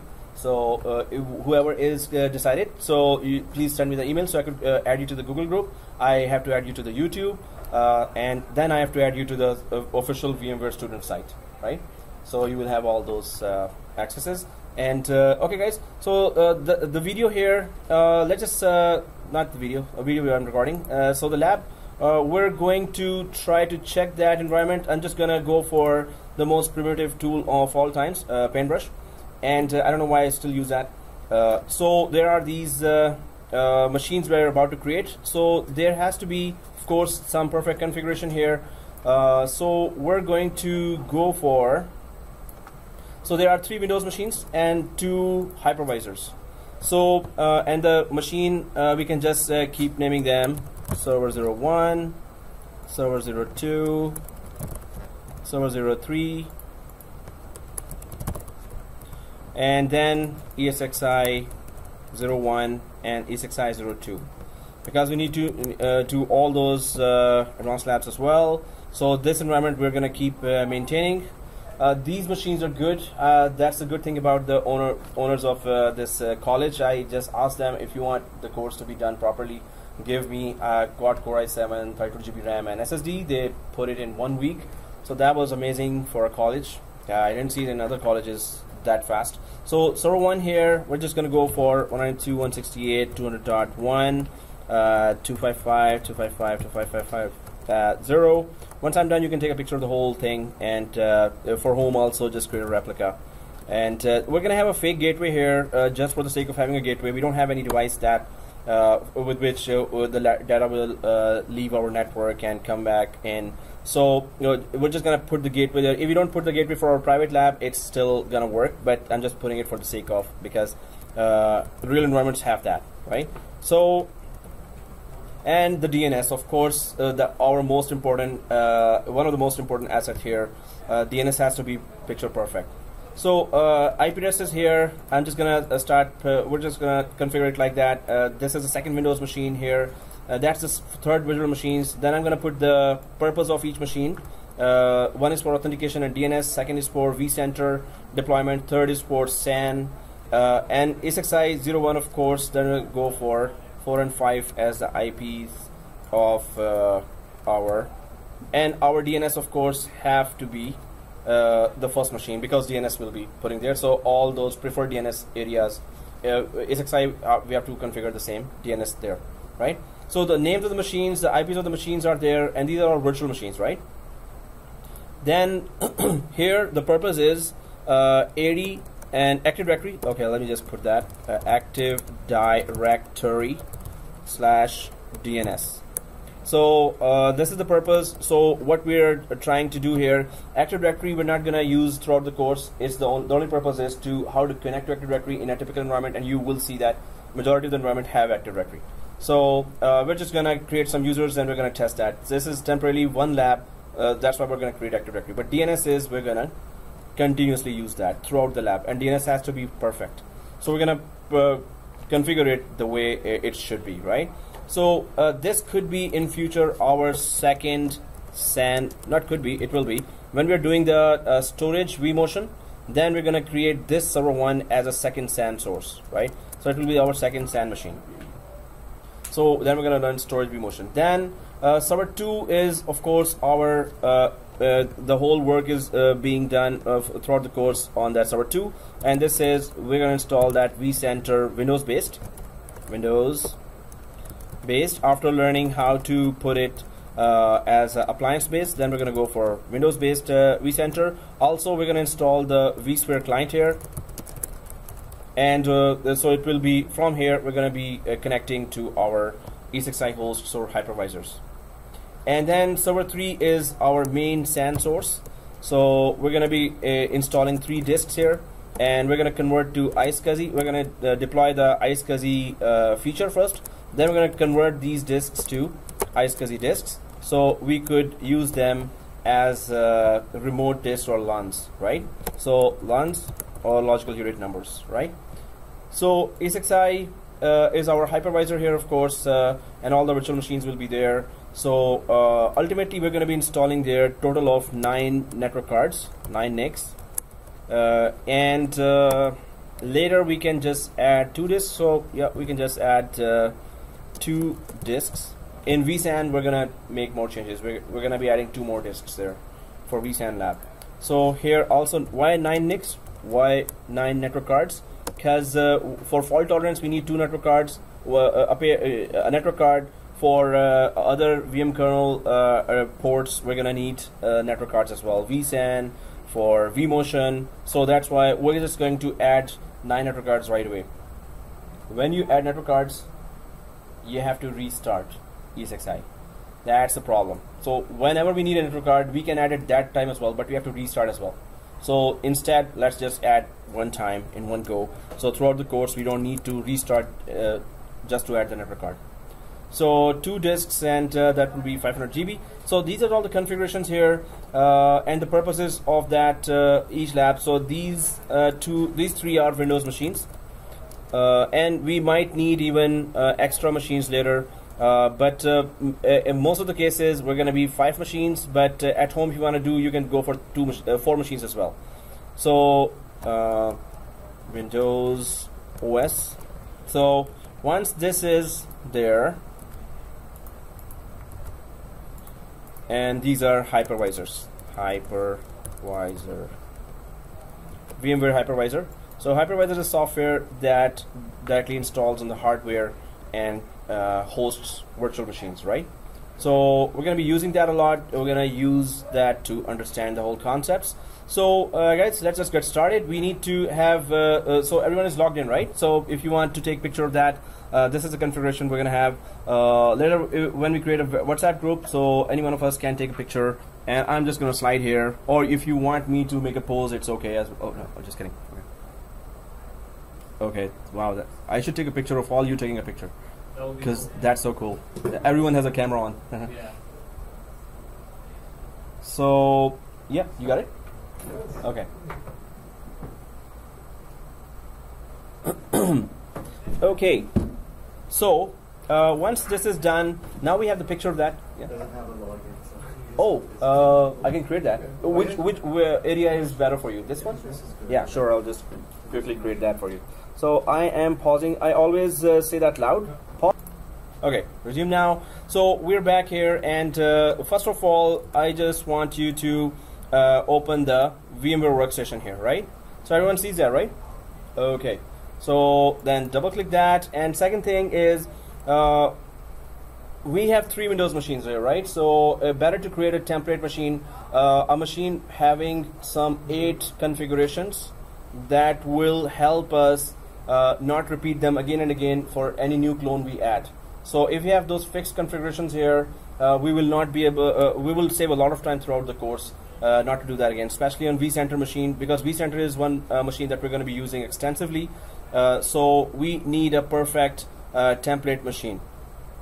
And second thing is I'm connecting to our desktop instead of my laptop, so I could just have the same environment as yours. Yeah, so here we're gonna be so guys, if you see any other machines, you can still delete them as well, and if you want to see that how to delete that process also, you can just see like this. Suppose I am about to delete. First of all, make sure that there is no green play button showing. This means it's not started. Second thing, if it is stopped, then all you need to do is already the machines you have, you can right click, and if you go to manage here and delete from disk, always delete from disk, never go for remove here, always go to manage and delete from disk. So the previous machines which you have, you can see now because it's the previous course account. I'm gonna rename them, but you can just click the delete from disk for the previous machines that you have. All of them? Yeah, template we're gonna create ourselves because some of the templates are not configured properly. So Yeah. Everything Yes. including template. Including template. Please delete everything, including template. 2 or 3 students were not able to create a proper template, so there was a SID error later, or the same state was there. Security identifier, right? So, yeah. I'm from scratch. I don't have nothing created. Do you have a VMware Workstation? No, I have to find. Where's the ISO? No, ISO file is in c:/ISO folder.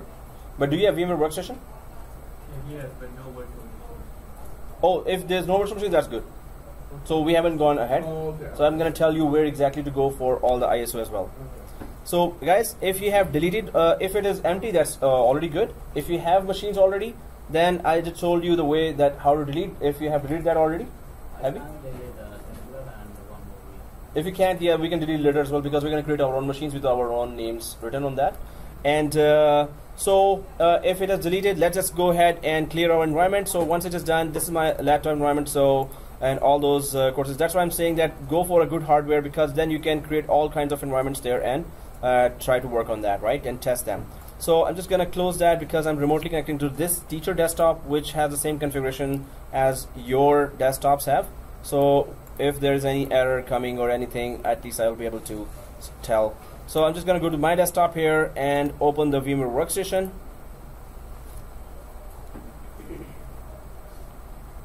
And yes, I have a lot of machines here as well.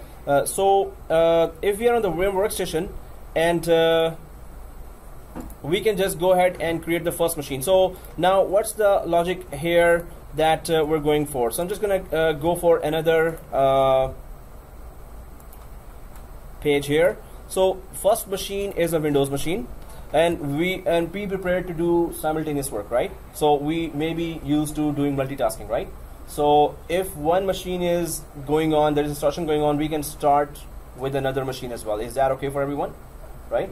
So we may be used to multitasking. So I will not start another task if everyone is not on the same page, right?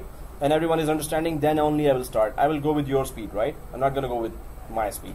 So if anyone is left behind, so you know the rule is no soldier is left behind, right? Oh, we're not soldiers. Okay, come on. So yeah, I just see war movies a lot. I don't know why. So anyway, if any students are left behind, that's a no-go for us, right? So yeah, you were saying? I just need an extra pen. Extra pen. Yeah, okay, guys, extra pen. Anyone? So any cloning technology? Okay. So 3D printer. Okay. So. So I have two machines which are not removed. Oh, that's okay. Doesn't matter. So majority of them are removed, and by delete from disk way, right? Yeah. So now we have enough space as well. And we're going to be using, guys, SSD, not C drive. So SSD is either D or E. It's, you know, or some it is different. So please check your second drive. What is the drive letter for that? And carefully create the machine with me, because these are all best practices for our environment. And at home, you will be following exactly the same steps, or try to. So the first machine here is the template machine, and what's the purpose of that? That template machine is for Windows machines or VMs. We're having 3 Windows VMs. We don't want any disturbances on that. We're going to be doing some 8 modifications on these, and then we will shut it down forever. If you accidentally start this machine, just shut it down with sysprep. So we're going to do the whole process here and shut it down forever with sysprep. Only through sysprep you should shut it down, right? So do not start it ever again. The only purpose of this machine is to create clones, right? So clone, right? We're going to be creating 3 clones actually. So 8 modifications. So firewall will be off here. We can turn it on, but we just then have to keep on adding exceptions there. So in our bank environment also, there was firewall off was the policy, but we had other security measures, better security measures. So sometimes when we're troubleshooting, normally vendors say turn off the firewall, check if that's a problem, then go for any other solution or troubleshooting. So we're gonna have the firewall off, and there are the rest of the other 8 modifications there. Right. So once we have done those modifications, corrected the time, then we're going to create 3 clones out of that, and then we're going to start configuring each clone one by one according to this configuration. Right. The purpose of each server and virtual machine is there, so we're going to try to configure each one by one, each of them. So we're going to make sure we do not leave any steps. So I'm going to stop. I'm going to make sure everyone has done that step by step. We're going to go together. We're going to be slow. We're going to make sure that it is perfect. Right. So when we are used to this format, then we're going to go faster, and you'll be like click, click, click, click, click. But every click has to be exactly as I'm doing. That's a request. Otherwise, maybe somebody wants to learn the hard way that, oh, I've done this and teach went some other way. Okay. Here, shut it down forever with sysprep. So let's just do that. And do we all understand the purpose of this? Why are we creating template machine? To create 3 clones. And these 3 clones, we will not have to do those 8 modifications one by one on each machine. So yeah. it's almost like roasting. Yeah, it's like creating an image and using that image throughout the course. So there were images created by previous students. Yes, I asked you to delete it because 2 or 3 students were not paying attention, right? Not money. It's they were not paying attention, right? So okay, guys. This is a Windows machine. So 3 clones for Windows and 2 other are ESXi servers. We do not need template for ESXi servers. We're gonna configure them one by one. They are so easy to configure. You will see that. But we're still going to follow best practices for that. And what we should do in the production environment, we're gonna discuss that as well. Okay, so let's go for our VMware Workstation. And one more thing here, that all your software is in C:\ISO. So in your desktop, C:\, in your C drive, there's a folder called ISO, and all your software is supposed to be there, right? So I'm just going to go for VMware Workstation, and I'm just going to remotely connect to the desktop, this teacher desktop machine here. And if you see this option of software updates, sometimes it pops up. So just go for skip this version. So don't go ahead and update. And now I'm just going to clear my VMware Workstation here, and I'm just going to go for, do you see the home button here, everyone? So if you, in case you don't see the home button, file and new virtual machine here as well can be used, but it's the same thing. So let's just click the create a new virtual machine here, right? Everyone there? So if somebody's falling behind, let me know, right? So create new virtual machine. Then we're just going to go for typical installation here. I hope everyone is seeing this page. And click next. And don't be shy to say that, oh, I'm still left behind or I'm in the previous screen. Just let me know. It's okay. Doesn't matter. The main thing is your lab has to be perfect, right? So here we need a Windows machine. So we're going to go for the second option here and click the browse button there, right? So if you click the browse button, everyone has clicked the browse button, right? Again, so if we are on this screen, the middle option is there. Click the browse button. What we need to do get is the ISO of Windows 2012 R2. So how do we do that? C drive. On the left side, do we see C drive? Everyone sees that, right? So and then ISO. I don't have that. In C drive. Oh, that computer here. Okay. Go at the back. Sorry. You know, that computer was here, and I was telling everyone don't sit here. While somebody in the background changed this computer to this here, for this desktop. So, well, we will just interchange that in the next class, right? I hope. Oh, okay. Thanks. Thanks for the cooperation. Sorry for this. I think can I use yeah, no, no. Then I'll just quickly create that. So, guys, if you are able to go to the ISO, then yeah. So I'm just gonna I will go to ISO here, and I'll just choose that. So server hypercore server. Okay, eval. So if you double click, we're supposed to see Windows Server 2012 R2 detected here. That's a must. So please make sure that it is showing this way. If it is showing, we're good, right? So everyone's seeing that, right? Yep. I don't have that ISO, but I have the Windows 2012 which is okay. Which yeah. is fine. Yeah, and it is once you select that, so it should be showing the same line, right? So it's logging in, yeah. Yeah, you can carry on. Okay, so you understand that these steps, right? So whenever you join, so let me know which step you have a question on, right? So okay, so next here, and then guys, be careful, very careful here. Do not touch the location line. Just go for the top one, and we are going for template dash VCP6 dash, exactly follow this, and your first name. So template dash VCP6 dash your first name, and do not touch the location line here, the second window. Now please check your SSD is D or E. So you can just go to the yellow folder or the file explorer here, down here, and just check. In my case, it is SSD is D.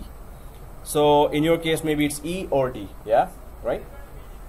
Yours is E. Okay, cool. So you can see this. So just select the C and press the drive letter for your SSD. So in my case, it is D, but in somebody's case, it's E as well. Yeah. How do you check for the drives? Yeah. So just go to the yellow folder here, down here, yellow folder, and on the left side, do you see the 2 drives here? Should it be empty? Yeah. I wipe it out. Well, there are other courses going on, Yeah, but there should be some free space here. Yeah.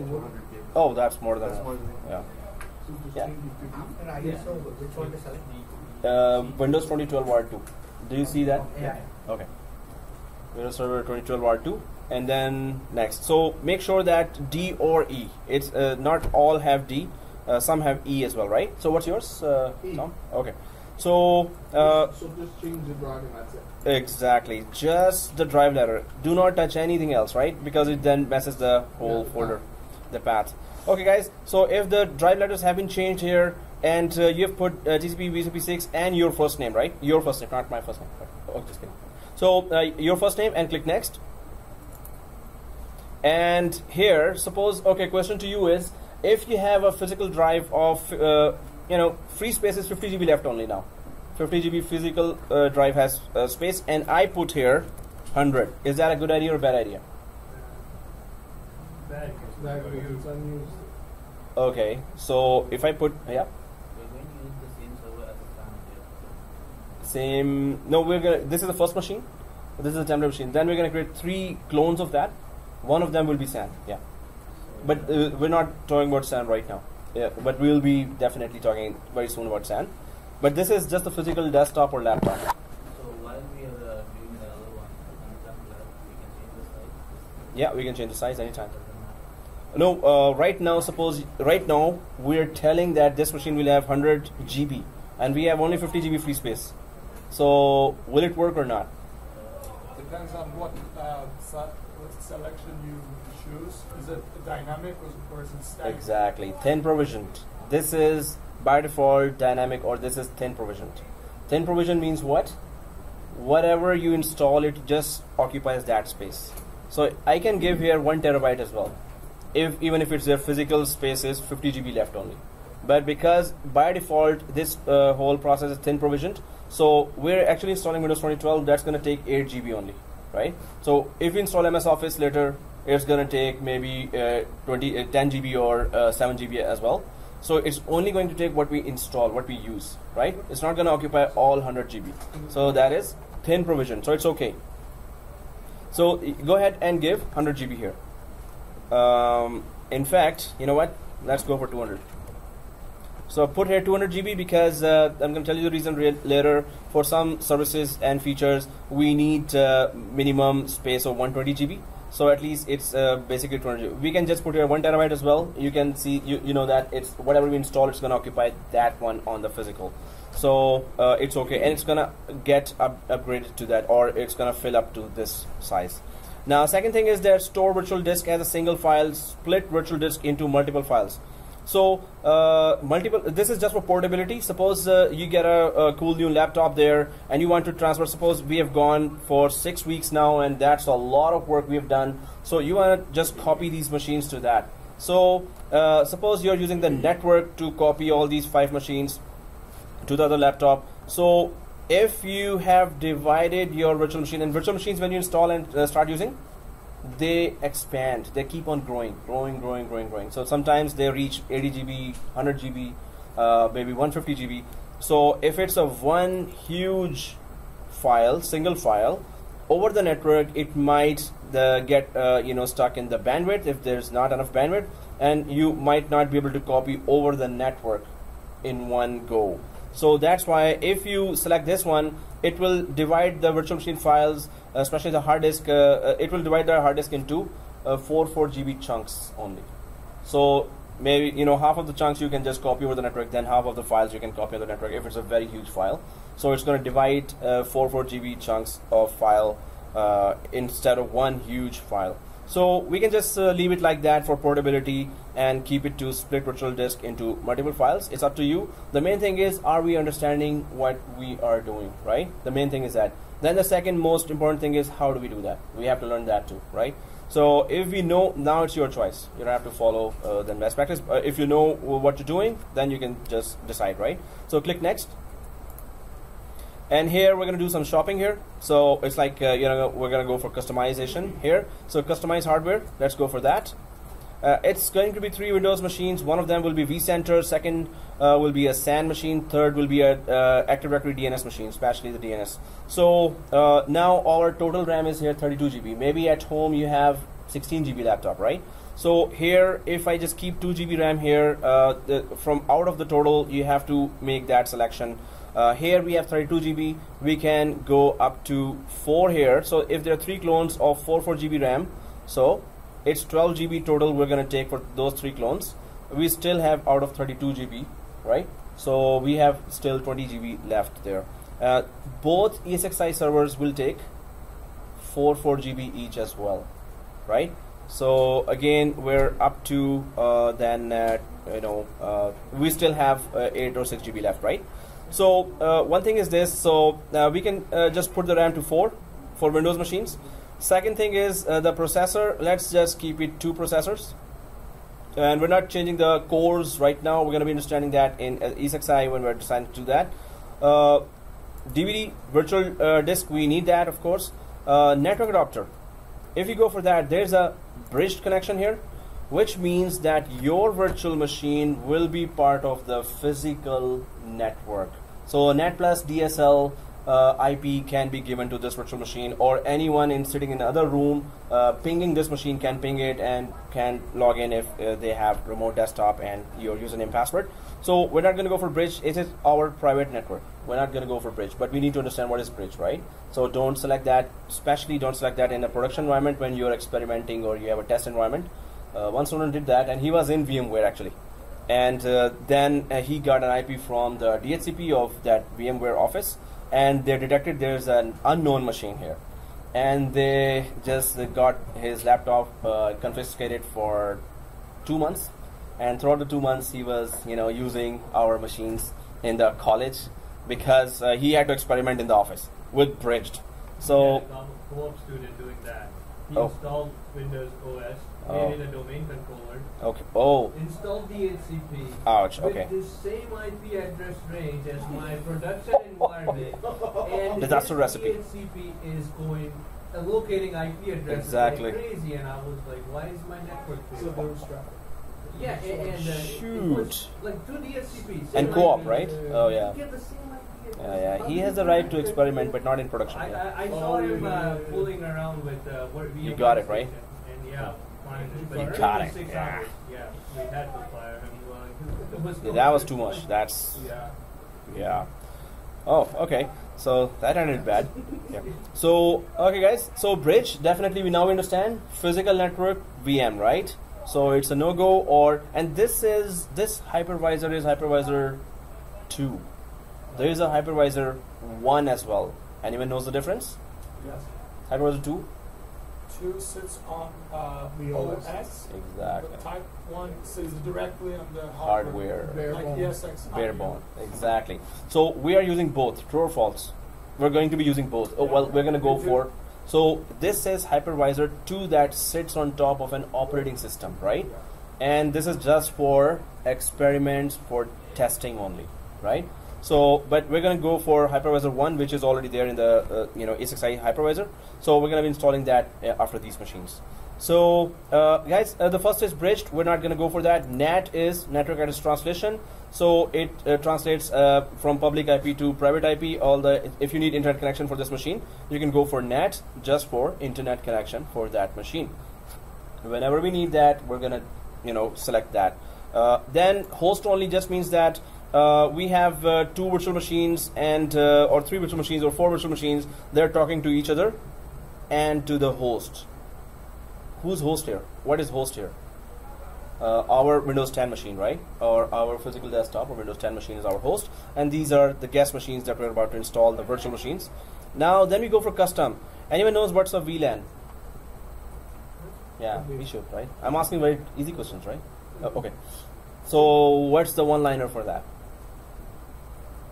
In very easy words, yeah. Your own private network where you can without having being on the same physical device.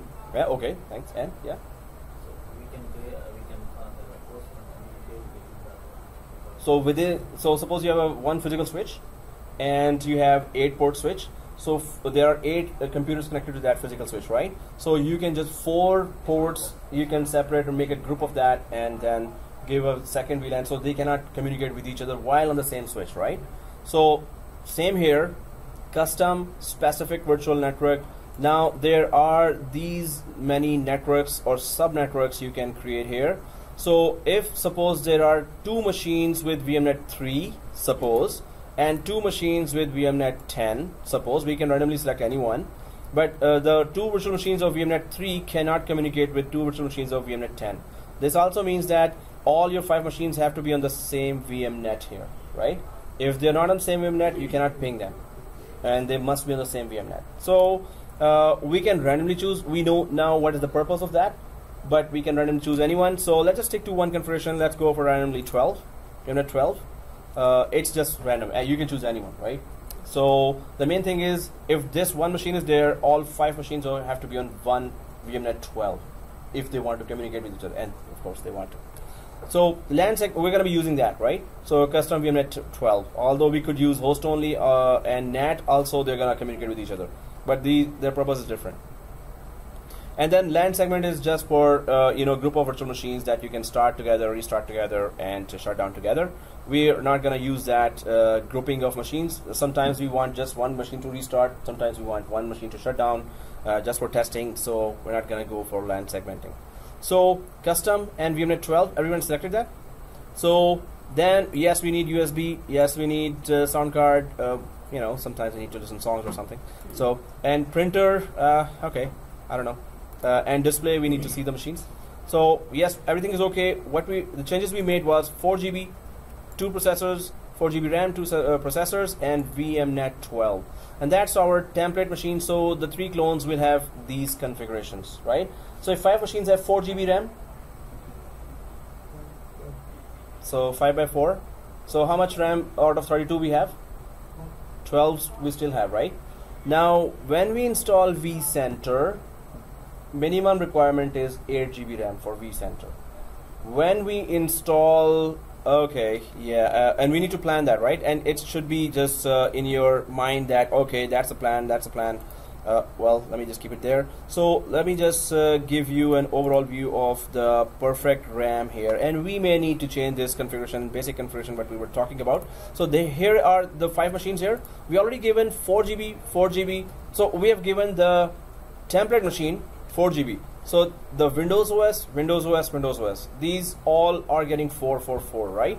But do we need that? So ultimately the Vcenter machine will require 8 GB. Ultimately, and this minimum ESXi1, ESXi2 hypervisors, they require the minimum for working, they require 4 GB. But the best practice we're going to be following will be that we're going to continuously give them 8 GB, because some of the advanced labs require that ESXi should be having a lot of RAM. So if we are going for that, then better these guys should be, the rest of them should be 2 GB, 2 GB. But so this will be our continuous configuration, right? So what we have decided just now was we were giving 4 GB RAM. So let's just change it to actually 2 GB back, just the RAM, because later we're going to be making those changes. So now if the clone has 2 GB RAM, all 3 Windows machines will have 2 GB RAM, right? So but later we're going to increase the RAM of the Vcenter to 8 GB when we need it, right? So if we are giving 8 GB to 3 of the machines, the 2 of the machines can have 2 GB, which is okay, right? So I'm just telling you the plan and why we're doing that, right? So what we just did, we can just change that. Otherwise we have to change on 2 machines the RAM. Instead we will just change the RAM on 1 machine. That's the only reason I'm doing that, or changing that right away. So if we understand what we're doing, let's just put it back to 2 GB for now.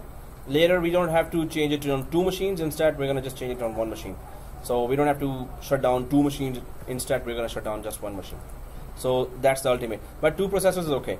So, and network adapter, VMware 12. So if that is done, 2 GB RAM, 2 processors, and VMware 12. Everyone did that, right? Now click close. So I'm just going to click close here, and it already shows here power on. So we're going to click the finish button here, and it's going to start installation of a Windows Server 2012 because it will be the basis of our Vcenter and DNS, Active Directory DNS, as well as a SAN machine. So while it's installing, we're going to select the initial options, and then we're going to go for ESXi as well. First I'm going to draw it on the map or on the paintbrush, then we're going to go for that. So if you have reached this, everyone reached that, right? Yeah. So nothing okay. I'm still waiting. Mm-hmm. Okay. So nothing technical here, just click next. If you see this screen, click next. And of course, install now. Go ahead. Install now.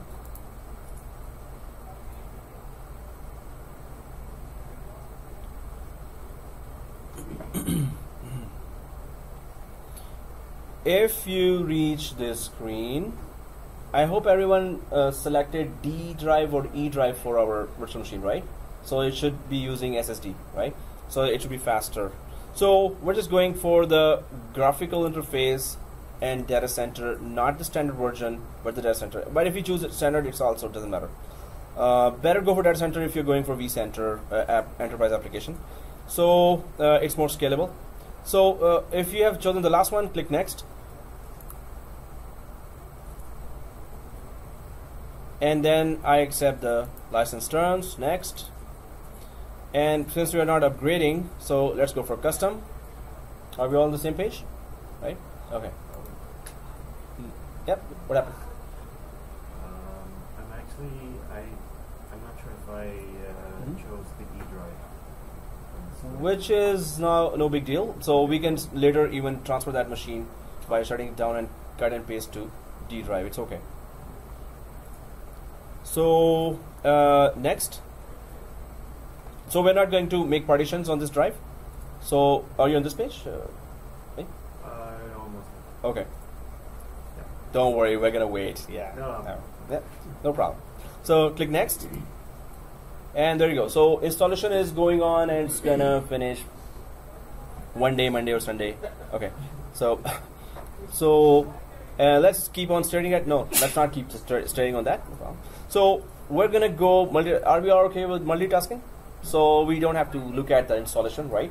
So the second thing is that since rest of the Windows machine we cannot install, so we can go for this first ESXi01 hypervisor.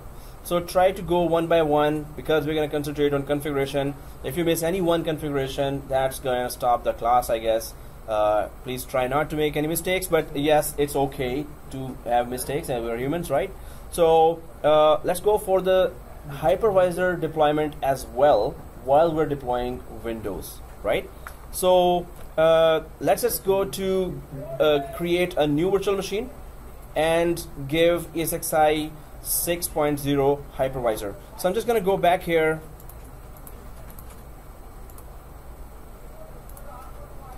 And let's click home again here. So everyone there, right? Home, and go for create a new virtual machine. And then, so create a new virtual machine and click that. Typical. Somebody's not doing a lab. What happened? I'm good. Huh? I'm already good. Wow. Okay. That's cool. Yeah, somebody's very fast. That's good. That's good. Okay, next. So what are we detecting here? We do not need a Windows machine now. So click browse. And okay guys, so now we need to, you should be seeing within the C drive ISO either a separate folder called VMware, or the VMware related software should already be there in the ISO folder. If you see that, do you see Vmvisor 6.0? Vmvisor and 6.0 is written there. We all see that, right? Oh. We all see that, right? Okay. Yeah, we all see it. All. Okay, so double click that. Vmvisor 6.0. Double click that. Exactly. Installer. So do you see, this is very important, VMware ESXi 6 detected. You should just see that. Right? Yep, VMware. So 6 detected is there, right? If it is there, click next. Make sure this is showing here.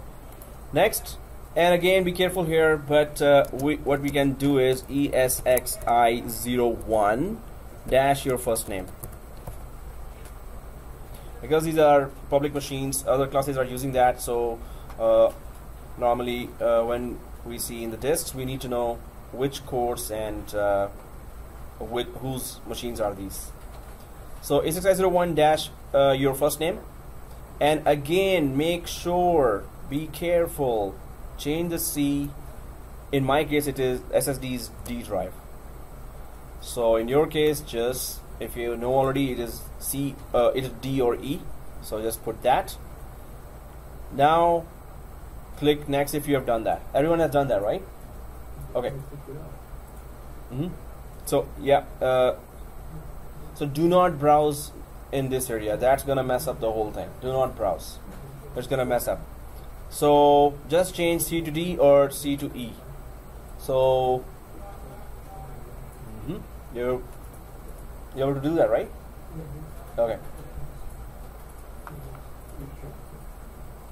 Oh, it's already 1:30. Hey, that's not fair. Okay, so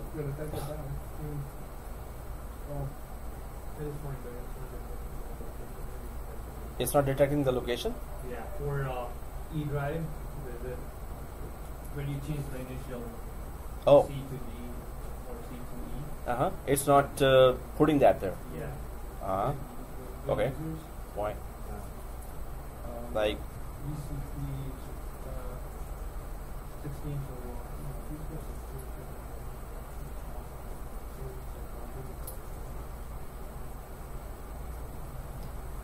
That's strange.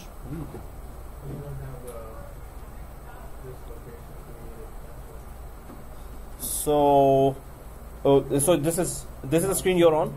This is not the screen you're on, right? This is not. That is the screen, but it's not coming up with the path. Because his new profile, right? Under his E drive, the user's folder is not created as same as the C drive. It gets automatically created. Yeah, but he doesn't have that. You didn't click browse there, right? Yeah, did you click browse this one? Oh yeah, we're not supposed to click. Yeah, we're not supposed to click browse. It messes up. But if you already clicked that, so now you can just create a new folder as well. By your name, you can create a new folder and just put it there, right? Create this. Go to this one. Users, create a new folder right there. Create new folder. VCP6. Yeah, VCP6, your name, your first name.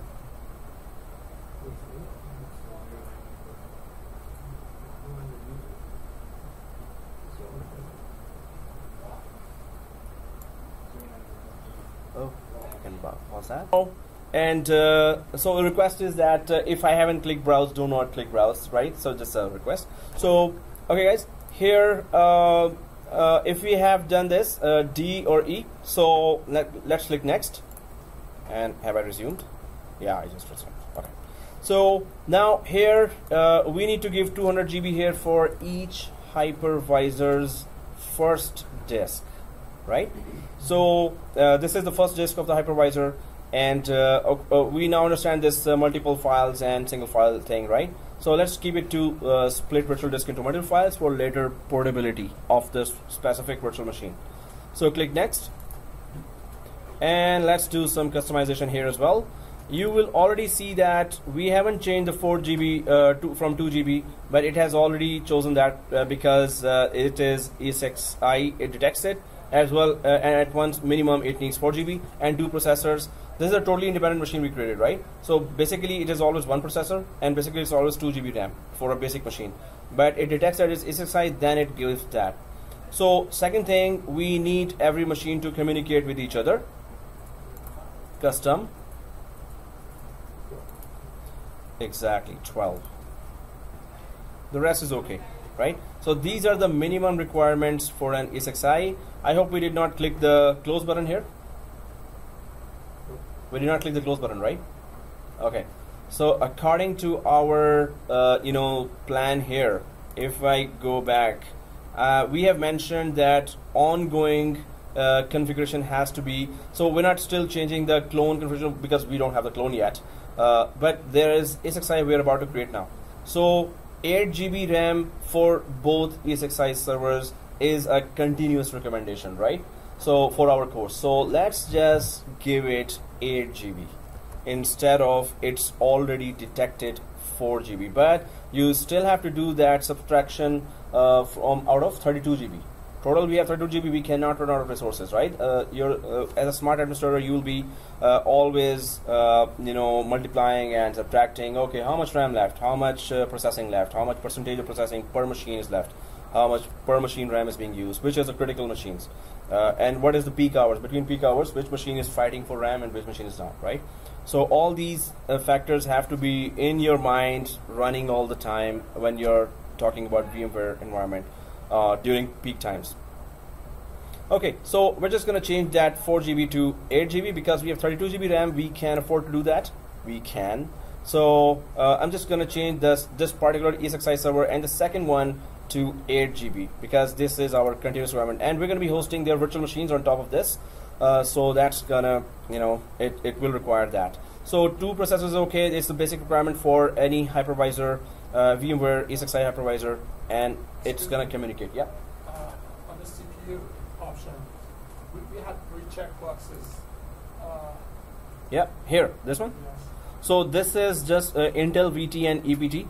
So and hardware acceleration binary. So this is just acceleration or giving more access, direct access to the hardware from ESXi, from the VMware Workstation hypervisor. These are the facilities for just giving more direct access to use the hardware. But this is a test environment already, and recommended is don't disable that acceleration for binary translation. Translation just means that if the virtual machine needs memory, it needs direct access or more direct access to the physical memory. So it's going to use that more efficiently. That's the only purpose of that. That's the first line. Second line is virtualization has to be enabled in this virtual machine, which means it has to host, it is allowed to host virtual machines on top of it, and that's the main purpose of that. That ESXi will be there, and we're going to start putting virtual machines inside that, right? So third one, virtualize CPU performance counters, is just for monitoring. So we can just, but it's gonna, if we enable that, it's gonna make more processing consumption, processor consumption and memory consumption. So especially processor consumption for monitoring our physical processor. So that's why just one option is better, right? That we cannot go with, Michael. So okay, guys, is that the configuration for everyone, right? So 8 GB memory, 2 processors, and VMware 12. VMware 12 is common for all the machines, right? So now press close button and click finish. It's gonna power on. While it is starting as an ESXi server, let's be careful about that. It's gonna start one day, Monday or Sunday. What? Boot from local disk or? Yeah, it's okay. So if we don't touch that, it's okay as well. Hey, why didn't it appear on my machine or my screen? Oh, it's already going ahead. So yes, let it go. Let it start. Don't touch anything. Just let it start, right? So ESXi01, let it start. If it is starting, can we go to our template machine? So I hope multitasking is not confusing anyone, right? We're fine, right? If it is confusing, let me know, right? We can just consider it on one machine then. But if it is just working, it is just starting. Now I'm gonna go back to template machine. Let's go to template machine here. And are we sitting on this page? Yes, everyone is, right? Okay, so that's good. The class password, guys, is small ABC, capital ABC, shift 1 2 3. Please use that one password for everything. So this is the password. Keep pressing shift and exclamation mark, @ pound, hash, whatever. So small ABC, capital ABC, shift, keep pressing shift 1 2 3 is the password we're going to use everywhere. If you use any different password, please don't forget it. If you forget it, you're logged out there will be no hackers coming or crackers coming for your support, right? So you have to just reinstall the whole thing again. So please use one password. Better if you use all together just one password, right? So, and once you get really used to putting that password, do not put that password as your Gmail and Yahoo password. Thank you. And Facebook especially. Okay, so let's just, that password is there, right? So small ABC, capital ABC, keep pressing shift, 1, 2, 3. That gives you these special characters. So I'm just going to go back here. Small ABC, capital ABC, shift 1, 2, 3. Again, small ABC, capital ABC, shift 1, 2, 3. Enter. So once you press enter, now it says that, okay, I got the password, what do you want? So we want to log in. You need to send all control delete from these 3 white buttons here. These 3 buttons everyone sees. So you can send control alt delete to actually try to log in to get that credentials screen. So do you all see that? You're all there? Yeah? You're there? Okay, what's the problem? So I sent control alt delete and it told me to change the password for the administrator. Put that in.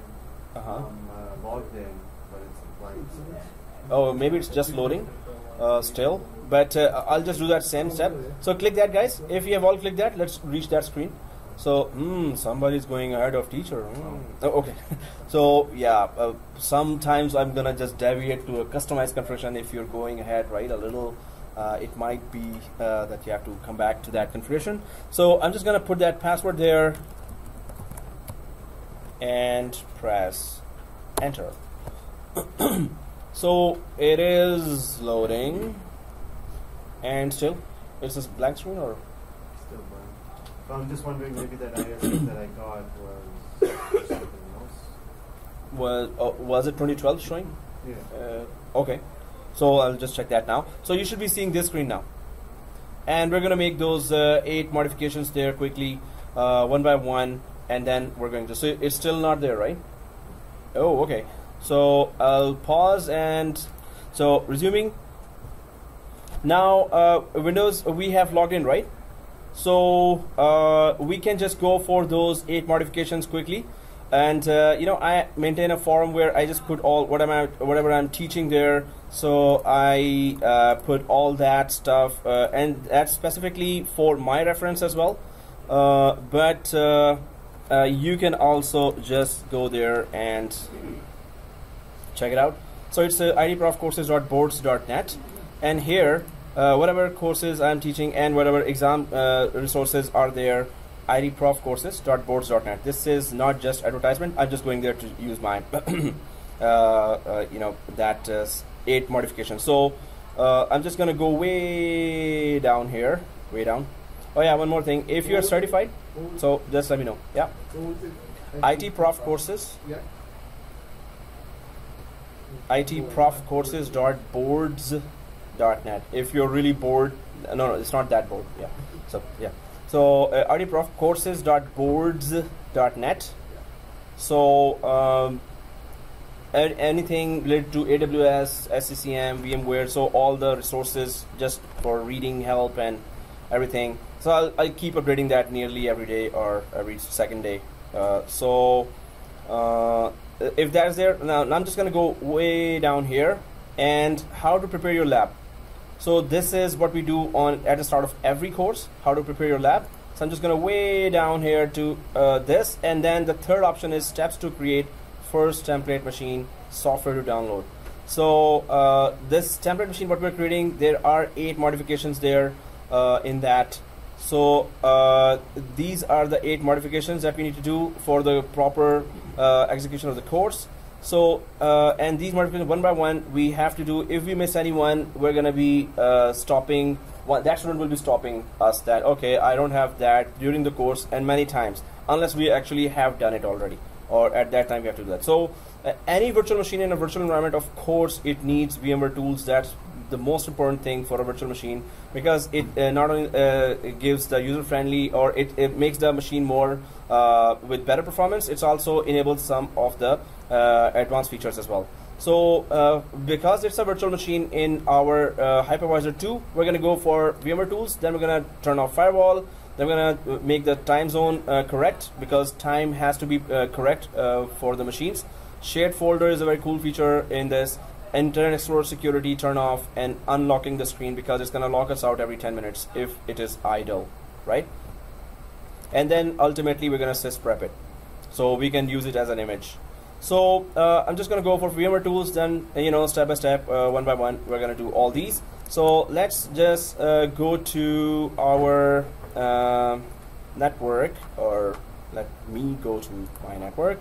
Okay, here, and so template machine, if everyone is logged in there, so first of all, if you can right click like this, the template machine at the top, can you see the install VMware tools here? Right, everyone is able to see that, right? So click that, install VMware tools,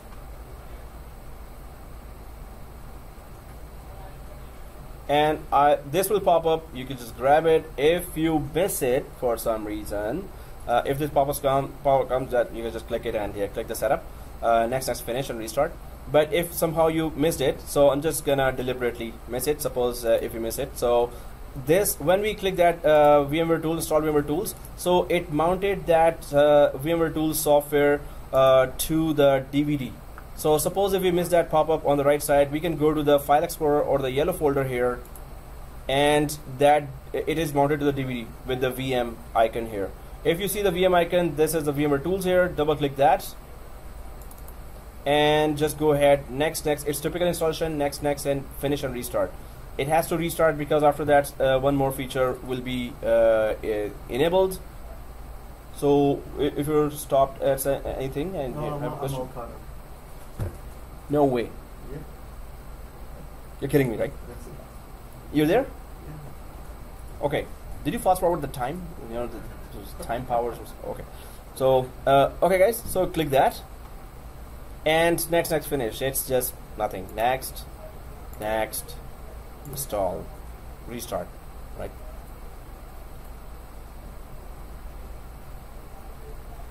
So. Okay, and if it is done, just click finish and restart, right? I think we're all there already. Maybe I'm slow. So if I'm slow as well, let me know, right? Because I'm just doing it slow. Maybe someone is still coming to this step. So restart. Once we restart, then we can later configure everything. I'm not skipping to, well, we can skip. I think we're all good now. While it is restarting, can we check the A6i01? I hope nobody's confused with that. If we check, it's just waiting for us, right? A6i1, everyone sees that, right? So this is A6i installation. Let's just now go through that while that system restarts, or it might have already restarted already. So anyway, if you click that, everyone's seeing continue, right? So press enter. Everyone sees after pressing enter this, F11, accept and continue. So F11. Yep. Yeah, when you click on the screen, it has to be captured by the virtual environment. So are we there on this step, on this page, everyone? Tom? Yeah. You're there, right? Cool. So this is just giving us the disk. It is the first disk here, and it is 200 GB. So enter. And of course, US defaults, the basics. Press enter. And the class password. Do you remember the class password? Small ABC? Yeah, small ABC, capital ABC, shift function. Oh, if we stick to one password, because if we forgot that, you have to reinstall that, right? So just stick to one password, guys, right? Small ABC, capital ABC, keep pressing shift 1, 2, 3, and be used to difficult passwords, right? So that's why we could have gone for exactly ABC 1, 2, 3 only, right? So just let's stay used to difficult ones. And password has to match. Oh, okay, that's understood. So small ABC, capital ABC, keep pressing shift 1, 2, 3. If that is done, press enter. Is it done? Right? Press enter. Right. And F11, right? Oh yes, guys, request. Although it's a very specific, yeah. No problem. It's okay. So F11, and then that's gonna take time, I guess. So if it's going to take time. So are we on this screen, everyone? Is it installing for everyone? Yes. Okay, we can go back now, right? But if you're confused, we can stay here. So I would want to have everyone on the same page, right? Yep. I want the topic, since it's installing. Is there any way for a user, let's say in production environment, I forget my root password? Ouch. What do you do? You log into? If you forget your root password, there's a longer way to crack it. Not crack it. You can still log in with the backdoor. So yeah, that's going to be your assignment actually. But I'm going to tell you the steps to do that. Because I was just wondering. So at home, just there will be two levels of security we're going to put. And I'm going to send you the way to recover. Sometimes that happens, and but it's nearly impossible. Take root password with them. What do you do? Oh, nearly. If you have VMware support, they're not going to be supportive as well. But if that's the case, it is okay. Otherwise, the steps I'm going to send you, whoa, good luck doing that. But anyway, there is a way. It's very difficult. It's long, and you have to be very careful about that, not to break the machine. Password like the SAM5? Oh, no. It's way different than that. Oh, I'm going to send you the steps. Oh yeah, I think one engineer can do that. Challenge. So yeah, I'm going to send you that. You know, after, if it's verbal, I'm going to forget in 2 minutes. So please do remind me in email, right? Thank you. So guys, here, well, we don't have to look at this, right? So we can just go to template machine here, right? I hope we have, the main thing is we know what we're doing, right? The main thing is for some it is too easy, and but I want everyone to be on the same page. So do we see the template machine here, everyone? So please log into the template machine. If switching is kind of confusing, I can stop that, right? We can just wait for just one machine to have finish. Let me know. Yeah. So it's okay? Or yes, it is. Switching is confusing. You hurt my feelings now. Oh, okay. So yeah, I'm just trying to safeguard some more time. Do some more in less time. You're kidding, right? Okay, kidding. Can you give me your Mac? Please don't experiment on.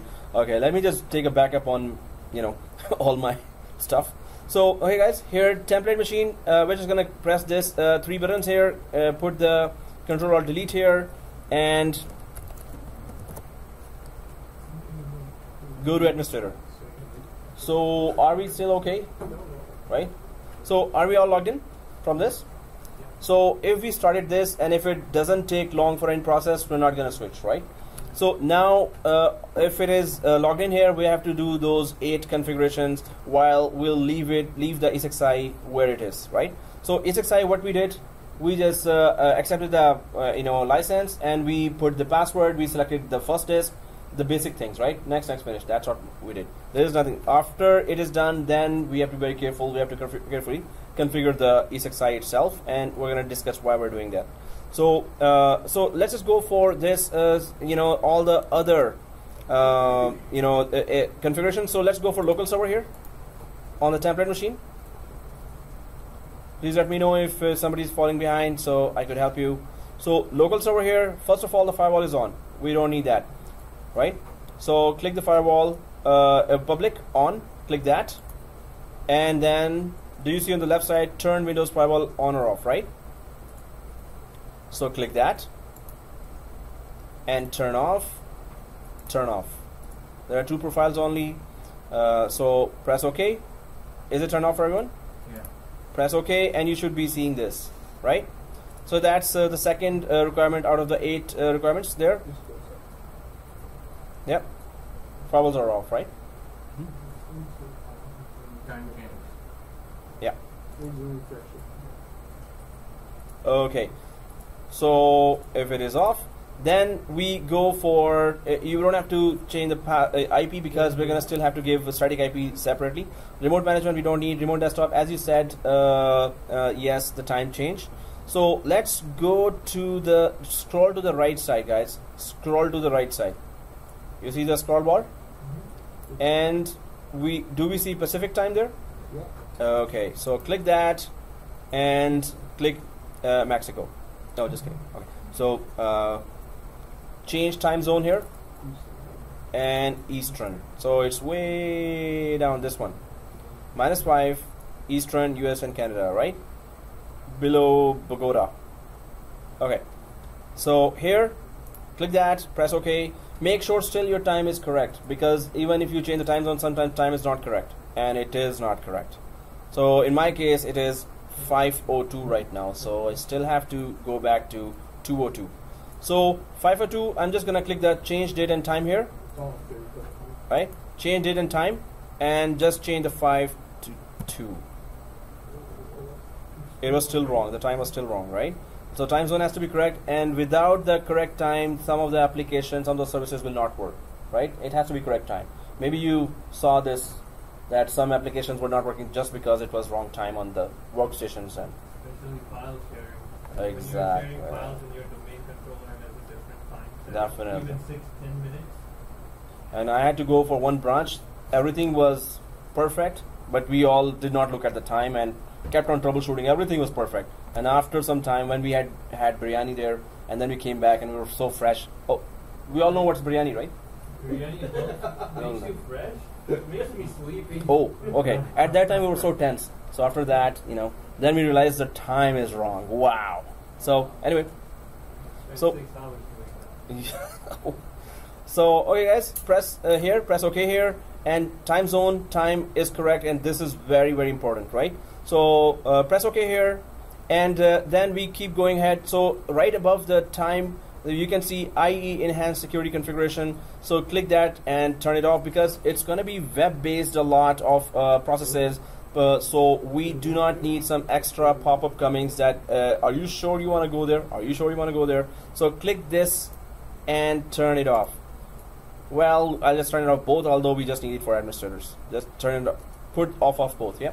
So this is for certificates, the SSL certificates? No, there's some extra. So suppose you're putting a new URL there, yeah. It's gonna, keep on thinking. It's not going to load quickly. Yeah. So unless we put it to the safe mode, safe sites, not mode, safe site. Yeah, So, but anyway, it's gonna still pop up, give some pop-ups that are you sure you wanna click there. So let's just put it off. In production environment, we don't do that. Keep it on in production environment. Just add it to the safe sites for those URLs that we're gonna be remotely connecting for Vcenter. So here we just want a smooth processing. So press OK.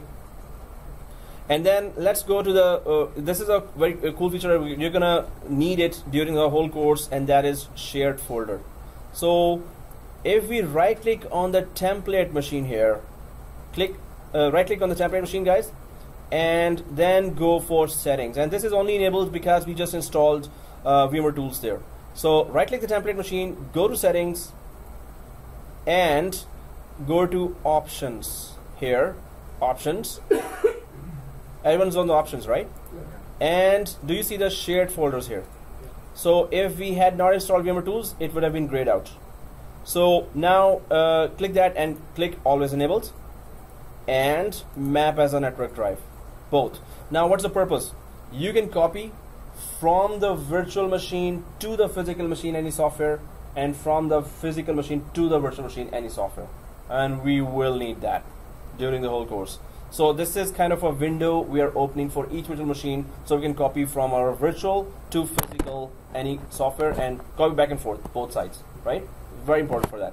So our test environment. So but we need to give a path here, which one folder or drive you want always available to be you want always need accessible from this point. So click the add button here, and yeah, wherever our software is, which is ISO folder actually, right? So if we click the next here, it needs to know. Now when we click browse, it's going to show us the physical folder structure, physical drive, hard disk, and the whole folder structure, right? So click the browse button, and wherever your C drive, wherever your ISO folder is, right? So it's C drive ISO, right? So if we, because we need to copy back and forth the software, right? So software is all there. Now C drive and ISO, just click that ISO here, and all the software is showing, but just click the ISO and press OK. So we can copy back and forth any software from here to there and from there to here. So click, if it looks like this, then click next. You can put it read only, so this means that you cannot mess the other side, but we will just keep it like that. We're not gonna click read only. So it is going to appear as a shared folder. So we're gonna see right now, does it appear or not, right? So click the finish button. So it looks like this. Make sure that you have clicked this option, right? So once it is done, press OK. And now you see the yellow folder or the file explorer. Go to the file explorer. We just want to test it. So go to the yellow folder or the file explorer. You should be seeing an extra Z drive now. Everyone seeing that, right? So double click that, and you should see that ISO folder that you mounted or mapped. If you double click that, now all the files, these are actually physical desktop ISO folder files that you can copy from here directly to your, on the left side, downloads folder. This is the inside of the virtual machine, and that was outside of the virtual. It is the physical desktop folder structure. So we all get it, right? So if this is clear, right, we can go ahead, right? Okay, so close, and then the machine lockout. So it will lock us out every 10 minutes, right? So right click on this Windows icon, right, like this, right click on that Windows button here, and then we can go way up to power options. Everyone sees the power options, right? So here on the template machine, and right click here. You got it? And then power options. You don't see that, right? You see that? No? You don't see that? No, don't go for the Windows 10. Go inside the template machine, inside the... On the left side, right? Yeah. Yeah. On the left side, on the left pane, right? Yeah. So you don't see this right click? Yeah, not right clicking on the right side. I mean, not right clicking on the right thing. So you'll see that, right? Button here. This button. Yeah, Khurram is too tall. So actually, you're tall as well. Yeah. So, but So you're there, right, Azhar? No. Talk to me, man. Talk to me. No. Okay. So you're not there. Are you kidding me, or because you're smiling as well? Okay. Bottom left. Okay, regional support, guys. Okay. Go down there. Yeah, Region. actually left. Left. Come on, you had it right. Keep going left. There. Right there. Second one. Left, right. Okay. Hey, see that? Thank you. Regional support. I'm being an idol. Yeah, right. You're expert, man. I know. So power options here. So click that power options, and do you see change plan settings here? Right. So click that change plan settings. Change plan settings, and just slightly change it to never. Slightly. Okay. So never. So it's gonna be not gonna lock us out. So everyone there, right? Click save changes, and the step finale. So guys, just close this window now if we have changed that. So I'm just gonna check that list again.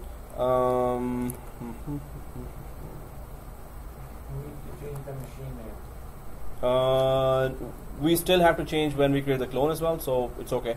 You can change it now, but still it's gonna be just an extra restart. So firewall is done, time zone is done, shared folder is done, internet security is done, unlocking is done. Okay, let's go quickly to sysprep here, and then let's create the 3 clones. So be careful here for sysprep, guys, and do not start the machine once it is permanently shut down. So why do we use sysprep? Anyone knows that? Like out of the box preparation. Exactly, and it gives us unique SID or security identifier to each clone from the image, right? So if you right click here again, here, right? Yeah, is it called charm? What is it called? Windows icon, right? Here. Yeah. Start button. Why am I not using start button for that long? Okay, let's go to the start button. It's not written there, start, but yeah, that Windows icon or start button, and go to run and type sysprep. So guys, do not use it on your laptop Windows 10 machines are, it's going to shatter the whole Windows right from the middle. Oh, so really? none of the software. One student did that mistake. His name went to the history as the one student only who ran sysprep on his laptop, Windows 10. None of his applications were working after that. Sysprep makes a lot of changes in the operating system, right? So sysprep, make sure you're inside the virtual machine right now. There's another start button on the outside. So yeah, it's inside button, right? So if you type sysprep here, press OK. It's a very dangerous tool. Do we have to do the outside one or the inside? No, the inside. Yeah, inside one. I'm just kidding. Yeah, I know that. Okay, guys. So if you're in that folder, you can see the path here as well. But just double click the sysprep and be careful here. So it's just OOB or out of the box experience here. Make the generalized option here so it looks like as if a general machine is starting. And we do not want it to reboot. We want it permanently shut down, because the only purpose of it is to create clones. So all those settings are done. We don't have to do all those settings on 3 clones now. We'll just create clones and all those 8 settings will be done there already. So let's just, if you make sure generalize is selected and shutdown is selected. Is it so for everyone? Yeah. Right? Nothing different, right? Okay, press OK. There you go. Jump. So we don't. Outside machine, right? So I'll get it from the outside one. Hey, come on, man. Don't do that. Okay. So, guys, we don't have to look for that. Man, you're dangerous. So we don't have to look at that. It's just, you know, going from here to there. Yeah, it happens. Nah, don't do that. Okay. It's not going to help you with that one. Yeah. So, guys, it's going to shut down now like this, right? Maybe it is already doing that. So then once it is shut down, we're okay. We're done with just the template machine. So let's go to the second machine now, wherever it is on ESXi deployment. So yeah, everyone sees this? Yeah. Okay. So click inside, capture the screen first, and then press enter. That's all. It reboots. Let it reboot. Now we can start creating those 3 clones. While we can just so once it reboots and when it's there, so this means that ESXi is installed. It's going to take some time here as well. So yeah. Where are the log files stored? For? So let's say we make changes to the virtual machine. Is there a specific location? Yeah, there's a folder for log files of this VMware Workstation, right? Yeah. So log files will be in the log file in the VMware Workstation folder, right? So it is installed here inside. You know, that's an interesting question that I was never asked before. But if we go for that folder, so wherever it is installed, the VMware Workstation, right? That's the same folder where log files are as well. I would want to check the changes and make sure there's no errors. Yeah, if we wanted to check that, definitely the log files are in that same folder, the path where VMware Workstation is installed. Okay. So you can just check that from properties of this. This is the path where it is installed right now. So if you right click that and go to properties, the path is C drive and program file x86 and VMware, right? Cool. Okay. So cancel it and go for. So now, guys, oh, it's restarted already. Okay. You know what? I need to explain in detail all the options here how to configure ESXi 1. Okay, let's do that. It's in front of us now. So we have to just understand, first of all, of course, that why we're doing that. So let's just log in to our ESXi 1. Don't use. Oh, I was just on that 3 buttons. Don't use that. It's not control or delete, right? So click on the screen anywhere. So this is called DCUI. Direct Console User Interface, DCUI. So are we all on DCUI, right? So click that and press F2. So click that. So we're configuring now ESXi host number 1. So press F2 once after you click that. So you should be seeing this screen now if you press F2, right? So do we remember the password? Small ABC, exactly. Capital ABC, shift123. Are we all on the screen? Yeah, so root is the super user here, and administrator is the super user in the Windows environment. So anyone knows the super user in SQL? Yeah. So, and okay, so press enter here, guys, and this DC UI is showing you, it's going to show you the configuration options here now. So I hope everyone's looking at this screen, right? Everyone's there? Okay. So click that. The password is already set. We don't care about the password. Configure lockdown mode will be used when you're adding the host to the vCenter at that time. And lockdown mode just means that who has the authority to remotely connect to your ESXi host, right? So if we configure the lockdown mode during its connectivity with the vCenter, then this means only vCenter can access it remotely, or from some other URL or from some other vSphere client. You cannot access, or nobody else can access that. If you have vCenter access, only through vCenter you can access that. That's lockdown mode, right? But we're going to actually implement that. Yeah. You're hardening it, right? Exactly. So this is for security. It's a security measure.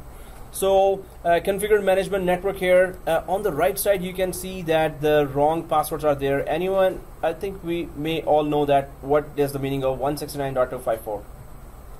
Yeah, it's APIPA, right? So this means the machine cannot find a DHCP server and it has not been given a static IP, right? That means it's APIPA. And so now configure management network. Yes, we need to configure that. So press enter on top of this, and onwards it's all keyboard and us. So press enter. You will see the only network card that we have on the right side says VMNIC 0. So we're not going for any VLAN options right now for the ESXi itself within the ESXi. So we're going to go for IPv4. That is the first configuration we're going to do on this ESXi host. Everyone on this one, right? So yep. Press enter here. IPv4 configuration, selecting enter. Now you're seeing this configuration. So I'm just going to press the down key on the keyboard to come here. Press spacebar to select that, spacebar, and then come down again with the down key on the keyboard and press the right key once only, so I could just go for backspace and remove everything, right? Everyone there, right? I think you can just start typing. Yeah, we can just start typing as well. Actually, I just went too far to do this. Yeah, just go ahead, man. Just start typing. Exactly, you're right. You're right. So what is the IP address we were thinking? We had planned on that 200.4 exactly 4, and let's just change it. I'm just gonna change the 255.0, right? So 255.255.0. Make sure it is exactly like that. We have a fake gateway here, 192.168.200.50. If we don't give it here, we should not give it on the clones as well. But we have given there just for the sake of let's have some IP. So it is just proving to be a gateway here, gateway IP. So let's just keep it here and make sure the IP is correct and press enter. If you press enter, it's going to save it, but it's not going to permanently save it unless we restart the management services. So just press enter here, right? So that's the IP setting. Everyone's done that, right? Yeah. Okay, everyone done, right? DNS. Now we're going to go for DNS configuration. Exactly. So let's go to DNS and press enter. Here, primary DNS, because we plan to have 200.1 as our DNS server. So we can give it right away. It doesn't matter. It's still not there. But once it is there, it's going to detect that. So 192.168.200.1 is the machine that will be having our DNS. Now, once this is put there, let's change the name, because we're going to be accessing this machine by name, right? Suppose it were 2 branches and there's a New York and there's Toronto, so you can just go for NY-ESXi01 as well. By the name, you will know right away. In vCenter, it's a long line, right? Maybe still it is there. Those data centers that you're going to create there, but still it's a long list of all the hosts. Sometimes you misplace those hosts logically, so by name you can know that this is actually a New York host, or this is actually a Toronto host, or Tor ESXi or NY ESXi. Here we're just gonna give ESXi01. Make sure the spellings are correct. make sure you didn't miss ESXi or the word letter I, because we're going to create A records in DNS for those, so we could access it as by name, right? So if this has been put like that, press OK. Yeah. If this is part of a domain, like dot something, Yes. do we put it here or we No. define it? That's the next step now. Oh. Yeah. But yes, we have to put it as part of the domain, and that is the next screen. So guys, spellings are correct, right? Spellings are correct, right? Yes, sir. Press enter, and that's the next step, custom DNS suffix. So let's go down to custom DNS suffix. So press enter here, custom DNS suffix, and here whatever domain name you have chosen, you can just put that suffix there. So prefix is ESXi01, or the first name name is ESXi01, and whatever you want it to be added there, right? So in our case, we're going to be putting a Active Directory domain name as netplusdomain.local, right? So netplusdomain.local, we're going to be adding that. You can just add any other domain name there, and that then when you're creating an A record in DNS, it has to be ESXi, and because Active Directory domain will be netplusdomain.local as well, so when you create an A record, it will be, all hosts will be looking like as if they are part of the same domain, but it has nothing to do with Active Directory. It's just the naming we are keeping it same as the Windows machine naming. We can just put in any name, right? Is this case sensitive? No, it's not case sensitive. Oh, I'm just putting out spellings here.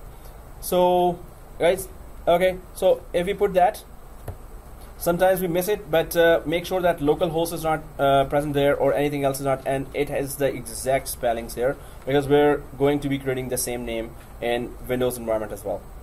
So press enter. Now in order to save all this configuration, and if I click here, so if you go up on the right side, the configuration should be showing as correct, right? So I'm just checking my previous configuration now by going up a little. DNS configuration on the right side, you can see that, and then up again. IPv6, we're not touching that now. IPv4, if you go there on the right side, you should be seeing the correct configuration. If you just double check that, it is okay, right? It's the same thing, right? So press escape. Now you can see that configured management network. If you want to configure that, so it's going to restart the management network, which means it's going to restart those services that deal with the network and the whole settings of this ESXi. So press the Y button, and these configuration will be confirmed now, right? So some of the configurations we did DNS related that have not been configured yet, but of course when we are creating those clones, we're going to be configuring that. So one ESXi is there. Let's just start installing the second ESXi and start creating 3 clones as well. Is that okay, right? So it's kind of multitasking, right? So let's click the home button. Now we know how to install the ESXi and configure it. So click the home button. Yep. Tom, there. Oh, Control Alt to release the mouse, and click that again. To release the mouse, Control Alt button right there, right? Control Alt to release the mouse from the environment. Okay. Okay. So are we all on the home button again? Okay. So let's go for the second, or ESXi02, and create a new virtual machine now, and make sure that every configuration is correct. So typical, click next. Do we already see this ESXi6 detected, right? We all see that, right? So if you don't see that, then go ahead and go click browse and select that. If you already see that, click next, and then make that name, put that name there, ESXi02 dash your first name. Yeah, you're there? No. What happened? What was the ISO name? It is, if I go back here, yeah, browse, and use Vmware, yeah, 6.0, right? Okay. So it says they're detected, right? Okay. Next, and then your ESXi02 now, and your first name, and carefully just change here C to D. Everyone there done, right? Easy, right? So Tom, you're creating a new folder. You're creating a new folder, right? You're done, right? Cool. So once it is done, click next, and again 200 GB. Next, right? 200 GB. Next, and then customize hardware. Do we know what to do here? So 4 GB will go to 8 GB, and 2 processors okay, and network adapter will go to 12. So again, it is 8 GB memory, 2 processors, and VMnet 12. So we're all there, right? Everyone? Every two? Okay. So Tom there? You're looking a little too hard on the screen. This means you're figuring. Okay, you're cool, right? So let me know if there's a problem, right? Or anyone else, right? So click close here. We done that before, and it's gonna power on now. So click finish. It's gonna power on. So click finish, and it's gonna start. It's gonna take some time. Okay, so this is the screen here that is just choosing that you want to go boot to the disk that has nothing, or you just want to let it go. So yes, let it go. Okay, while it is starting, is it okay to create 3 clones? Are we not confused with that, right? So, okay, so while it is starting, and you're gonna have that video by tonight. So if you have sent me your Gmail, you're gonna see that. Too much for today? Oh, okay. You just hurt my feelings again. No, okay. So, but please repeat that. Only one break. I actually didn't want that break as well. So it's like we're locked and we're just studying. 15-minute break, 1 half-an-hour break. And that's the break class, then the class itself. Okay. Nice suggestions. Okay, guys. Well, at least one break for 15 minutes. Yeah, you're right. No, if it's after half an hour, we're gonna have a 1 week break. So anyway, so let's go for template machine here. And do you see on the left side your template machine? Guys, be careful about the clones here. So the wall of the clones, right? No, not that wall. So template VCP6 dash your first name. Right click that carefully. So template machine, right? This one, template machine on the left side. Yep. Right click that. Yep. Do you see manage? Yep. Do you all see? And clone. So go to the manage and clone and click that clone button. Option. Create from disk. Oh no. Okay. Clone. Are you there? Somebody's feeling funny today. Huh? Okay. So click next. And the current state in the virtual, there's no option here, right? So click next, right? There's no option. So click next. Oh, okay. Stay here. Linked clone means it's going to depend on this template machine for its existence. So then it's going to use less memory, less processor, less disk space. So if you're running out of disk space, you better be using SSD. If you're using the link clone, it's going to be slower. And if suppose you're after 6 weeks, you decide that okay, I'm just gonna move that clone. So you have to move the template machine. You have to copy the template machine and the clone together. Suppose you just copy the clone files there, and you start that on the other system. It's not gonna run. It's gonna say where's the template machine, right? So it totally depends on the template machine. But template machine can stay shut down, and you can keep on using link clone. It's just gonna be slower, and it's gonna be using less memory, less hard disk, and less processing. But let's go for create a full clone which is independent of any other virtual machine or the template machine, and independently you can just copy it, and it is faster. It has its own all files and its own disk. So a full clone, we have all selected that, right? So click select the full clone and then click next. Here we can just put it as server 01 dash server 01 dash VCP6 dash your first name. Actually that was already there. So server 01 is our domain controller in DNS, right? So and possibly in future it will be our second SAN source as well. So again, just carefully change your C drive to D drive. So make sure that your first name is there and this is the exact naming you're following. If you have done that, click finito or finish. Yeah. Okay, the bad part about that is you cannot do anything else until this clone is created. And the first clone is like it takes a little time, but the second and third clone will create very quick, real good speed. So now you were talking about that break, right? So because now we have to just watch it, but we are on SSD, so it's gonna finish about in next 30 seconds, I guess. So it could be 10 to 4 as well, right? Okay, now I think you'll just gather around me outside. What did you just say in the class? What? Already 10 to 3 is too much. It's Sunday. Don't you have a family? Huh? 10 to 4 of the night. Of the night? 4 a.m. Yeah. Oh, yeah. So, okay, guys. Here, is it done? Done for me? Oh, yeah. Done? Okay. Yeah. So, click close here. Yeah. And let's go for the second and third clone before the time is done. So, can we create a clone from the clone? No. Thank you. Yep. Can we create why? Because clone is not sysprep. Yes, exactly. It's gonna have the same SID, so it's gonna have a problem. So go to the template machine that is shut down forever. Right click again, do the same drill. Click manage, go for clone,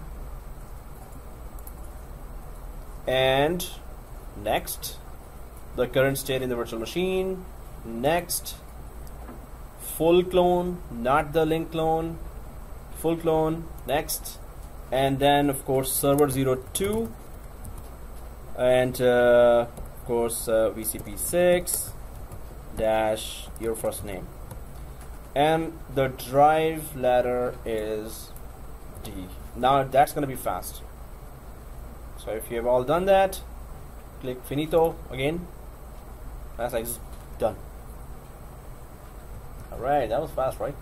Is fast. Alright. It's fast. So because of SSD, yeah. So when you do it at home, if it's not SSD, you're gonna see the difference. It wasn't that SSD before. These were all like canonical. No, if you put it from C to D or E, as soon as you selected that. Like 2 months, 3 months ago. Oh, when we were doing that course, yeah, we were going for C drive because we had 2 courses going on SSD. They had their machine on SSD, so we didn't have space. They put some money in it. Yeah, so now we put some money there. Oh, yeah. No, it's not money, it's other courses are not there, or we are the first ones. Okay guys, so click close here, go for the third machine here. Again, go to the template. Have you all done with the second? Maybe the third one as well?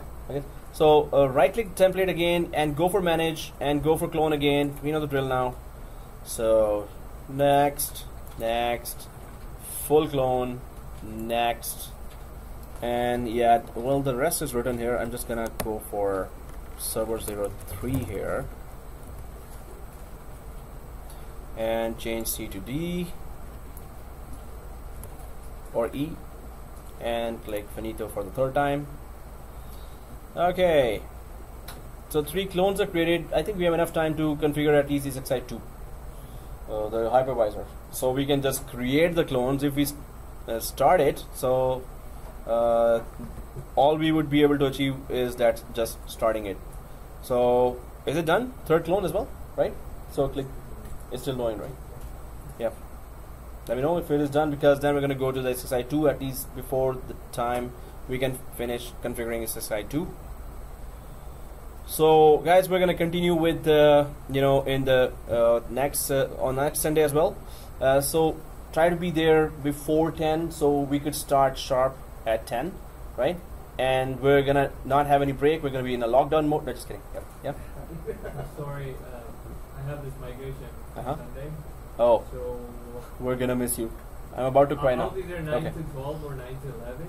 But I'll try. Oh, you'll be late. You're saying? Oh, Yeah, or maybe. not late. I mean, like you're gonna go at 12. Yeah. Yeah, it's okay. If it's I'll office be- or any family reason, yeah, sure. Let me know. Yeah. So guys, yeah, one more thing. The videos are for those who are showing up in the class. or if you are giving a reason for not showing up, right? So if you're just absent, you will not be able to see the video as well, right? So it's only for those who are, oh, one guy is smiling, right? So okay, but you have to give me a reason that you're absent, right? For this reason. If you're just quietly absent, so it will be too quiet throughout the week as well. So you're not getting the video as well. So this is so for all the classes I teach, it's the same thing. So guys, here if it is done, click close. Ooh, we're running out of time. So E6i1 is already configured. It's okay. E6i2 is started, right? So E6i2, let's just quickly configure that quickly and carefully. So yeah, you were saying, sorry, you completed the talk? Or? Okay, well, that was it, right? So okay guys, so here continue. If you see that on the E6i2, do we all see that? Press enter, F11 for the next screen. That's This is your on 1 or 2? 2. So 2 is installing. So F11 here. It's like just enter, put password, F2, F11s. So now it's showing me that what is that one disk we have. So it's a VMFS partition, VMware file system, and it's on the disk now, and press enter. Then US default the language, yeah, press enter again, and the password. Small ABC, capital C, shift 1 to 3, small ABC, capital C, shift 1 to 3. So if you're about, if you will be leaving and in the middle of the class, right? So throughout the week, can you come here? Throughout the week in the evenings, you're in Scarborough, or? I live in Ajax, but I can. Oh, okay. That's 20 minutes drive only. Yeah. It's not only, but yet. But the thing is that the next lab will be built on top of this, and the next lab will be built on top of what we do there, right? Yeah. So this machine has to be done that. Suppose you're living in the middle, you can come here any weekdays, evenings, and you can do that, right? If you have a powerful laptop and you're bringing that, then you can just keep using that in the class. That's what I was thinking. Yeah. So then you can just take it, you can do it on that, and you're done. So press enter here. In that laptop, also create 2 environments, right? One is for class and one for the screenshots replica. So press F11, guys, and let's keep watching this installation. All right, so it's good that we have 10 to 3, so we can cover a lot more. So guys, maybe they have told, or maybe not, but I'll be going on vacation for 3 weeks from 24th of August till 16th of September. So I'll be covering a lot more. That's why I asked for 10 to 3, and maybe asking if you're okay 10 to 4 as well, right? Or if you want to connect with Skype, if you want to finish that before my going. Otherwise, when I come back, we can still continue this. If you are okay with that. Otherwise, I can finish that with much more extra hours. It's not, it's a lot of labs. But 10 huge to amount. 4 or 10 to 5, like you can 10 to 4, you will be able to cover it up the whole course? We will be able to cover at least 70% by that time. But still 30% we have to continue when I come back, right? So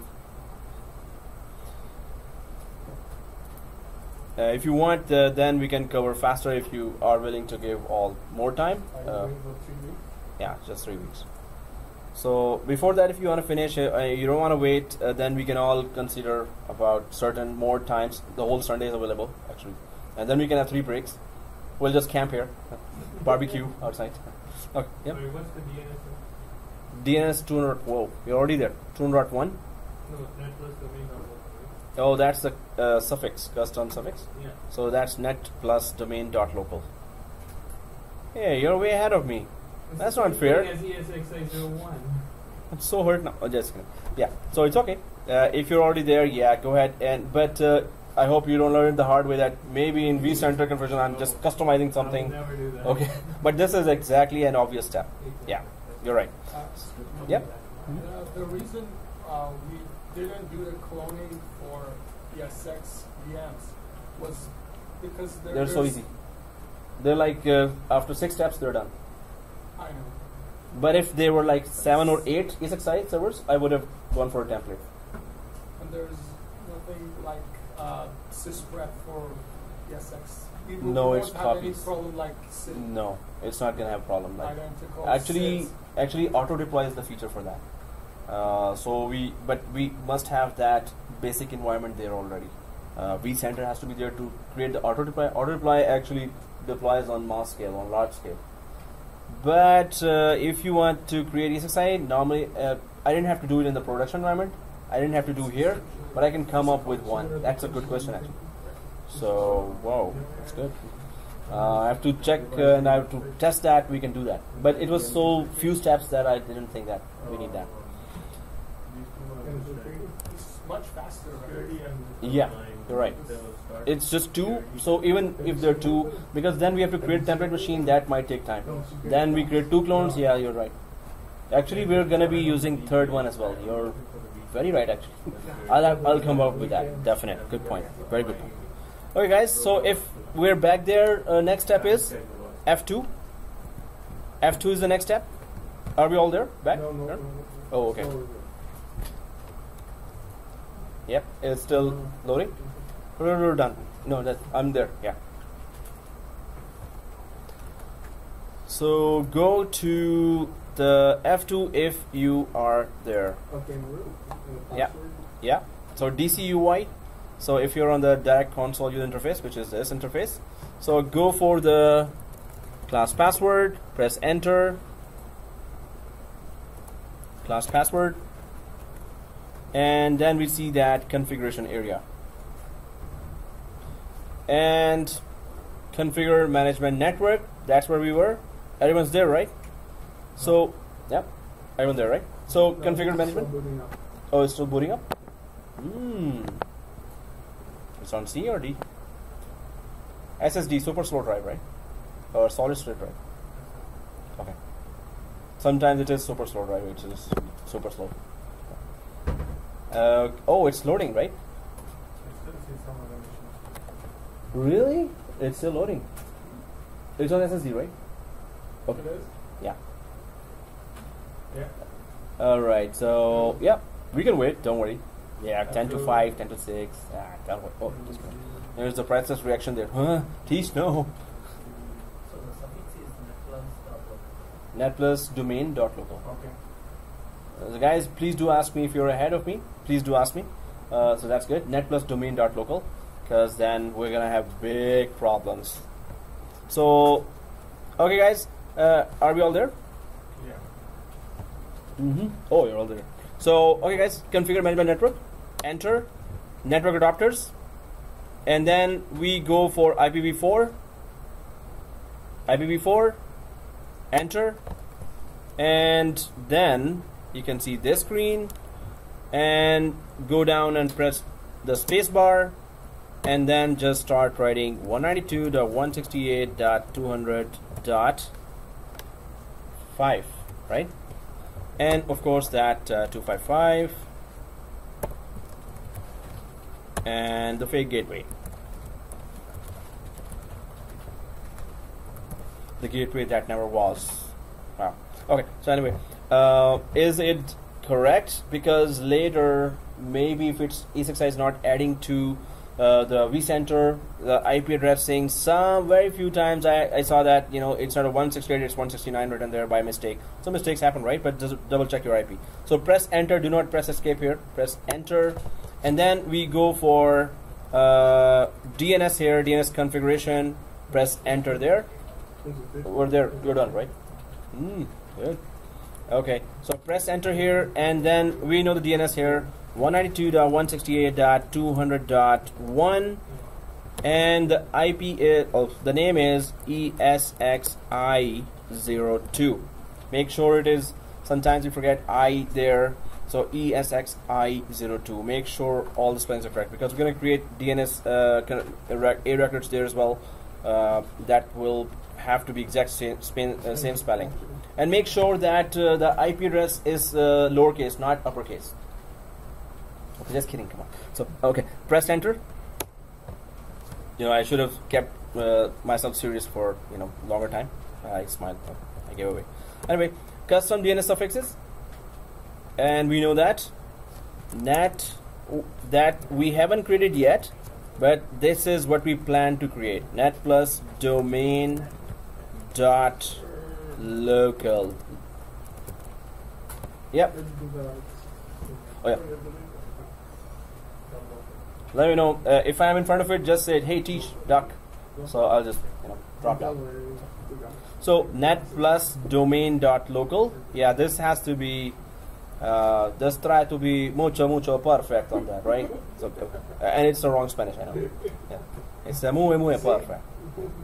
So that was domain.local. Press enter, and if everything is perfect, I would just recommend that go back one more time and just look at those ESXi2 spellings and IPs, right? And before 192 200. Yep, that's good. Okay. So press escape and press yes. Press escape and press Y. And we're outside. So guys, if this configuration is done, is it done? It's 3 o'clock. The next topic is, okay. So so how do we shut down? We press F12 to properly shut down the ESXi itself, right? So if we just check it out, where's the F12? So so you can just press escape on this one. Press escape on. So you will see the main screen of DCUI, right? So you will see the main screen. So if I go way down here to the right side, it shows here F12 to shut down restart, right? On the right side. So let's just click on the screen and press F12 here, and it will still ask the root credentials to shut down or restart the ESXi host. So root, and then it says do not go for forceful, and just go for F2 now, which is shutdown option. Don't go for F11, go for F2 to properly shut it down. F2, yep. What's the difference? Forcefully. So if the virtual machines are still there and it's totally frozen ESXi, and from the Vcenter, it's also just clicking no response. Yeah. So when you have no option, come back here, go to the data center, force it. So whatever virtual machine is doing, it's just gonna shut down. It's like just Windows running applications in the back. Yeah. So that's the last resort, and that's bad. Well, so while it is shutting down, we can just go to the other one. Go for F12 there as well. ESXi1, which is already started. Go to F12 here directly on ESXi1 and give the credentials, and F2 for shutdown. So we're just taking our time to create a lab that will not be a hurdle throughout the course. So that's why we're carefully putting all those steps together, so the course will be whole smooth. But now, once you receive that YouTube video, first of all, you have to keep your Gmail open. If you close your Gmail, you won't be able to watch the video. As soon as you keep it open, or as long as you keep it open, you will be able to watch the video. Yeah. That's authentication. So I will keep it private, otherwise the whole globe will see that, right? So, and all the previous courses, every other course is like that. First thing, so keep your Gmail open. Second thing, did you send me your Yahoo or Gmail? Of course, you have to send me Gmail, right? And third thing, create an exact replica environment at home, no matter what you have. i5, 16 GB RAM is the minimum. If you have i3 and 8 GB RAM, that's good luck, right? Create that and take snapshots, screenshots, not snapshots. Screenshots. We know how to take screenshots, right? Yeah, we know. But a snipping tool or print screen there, right? And put it all the screenshots. So redo every step here. What we did, create the template machine from there up to this, and take screenshots with explanation wherever you can explain, and then put it on Microsoft Word file, save it, put it week 1, and then email me on idguyme@gmail.com, right? So and there will be extra labs there, of course, more complicated labs. So make it a habit. This is the time to really work hard. Do not skip it, because later you're not going to have time. And if you haven't created notes from this or any course, it's useless. You have wasted your time, right? If there were no notes, you cannot possibly remember each step there, right? So you have to, and you will not have time to watch 4-hour video It's your screenshots that you're going to create that's going to help you quickly. Just take out the document, 3rd, 4th, 5th, 6th. Oh, that was the step. Okay, got it. So in the production environment, that will be very helpful for you. So stick to this. Every week you have to repeat all those labs and take those screenshots. If you have any troubleshooting, if there's any error, you can share it with me. You have my number as well. And we're going to create WhatsApp group and Google group. So anywhere you can send the screenshot and we can all troubleshoot with you, right? So that's good. If you found some error, you took the solution, you know the solution, please share it with us as well, right? So it's always good to share. Okay guys, so that's it. Any questions? Let me know. Are you going to provide the software? Oh yes, the software. So when I create a Google group today, adding your emails, so I'll send a Dropbox link where you can download all this software from there as well. Okay. And this software is available here. You can just copy to your external drive from here, but I'm going to send you that download link. They are all evaluation. Yes, they're all evaluation version. Yeah. And yes, I'll be, so guys, if I'm late for all these tasks, just kindly remind me, because I can forget. Yeah, right here. So all the steps that we did today, you're going to provide the document, right? Documents, this is the video. Oh yeah, There's the video. Yeah. So Actually, documentation, you guys are creating that, okay. right? So it's the video, you can follow the video, you can't miss anything in the video, right? But Right. I know it's a torture, 5-hour torture, Yeah. but that's all the steps with all the discussion, all the questions, everything. Okay. Yeah, you're saying? What's the latest time that we can call you? 9 o'clock? Well, it's till 10:30. Yeah. Okay. Let me know if. Oh, you're night person? Okay, cool. No, you can just text it as well. You can WhatsApp it as well. You can email me as well, or yeah, call me. Let me know. Just sometimes if I'm busy or if there's another class going on. So I have very odd timing class as well. So it's like yeah. I don't know. Thank you. Welcome. And please do follow up if somehow you didn't get that correspondence which I promised, right? So just email, okay, I didn't get it. So at once I will just see that. If I'm free at that time, I'll do that. Call yourself. Yeah, yeah. So whoa, so many calls here. Oh, so many emails. Wow. Okay, guys. Oh, we were recording all this as well. Okay.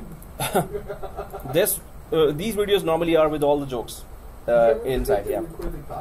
Huh? Did you ever forget to record the class? It was very well when I forgot to resume. At that time, 2 hours just gone. Okay.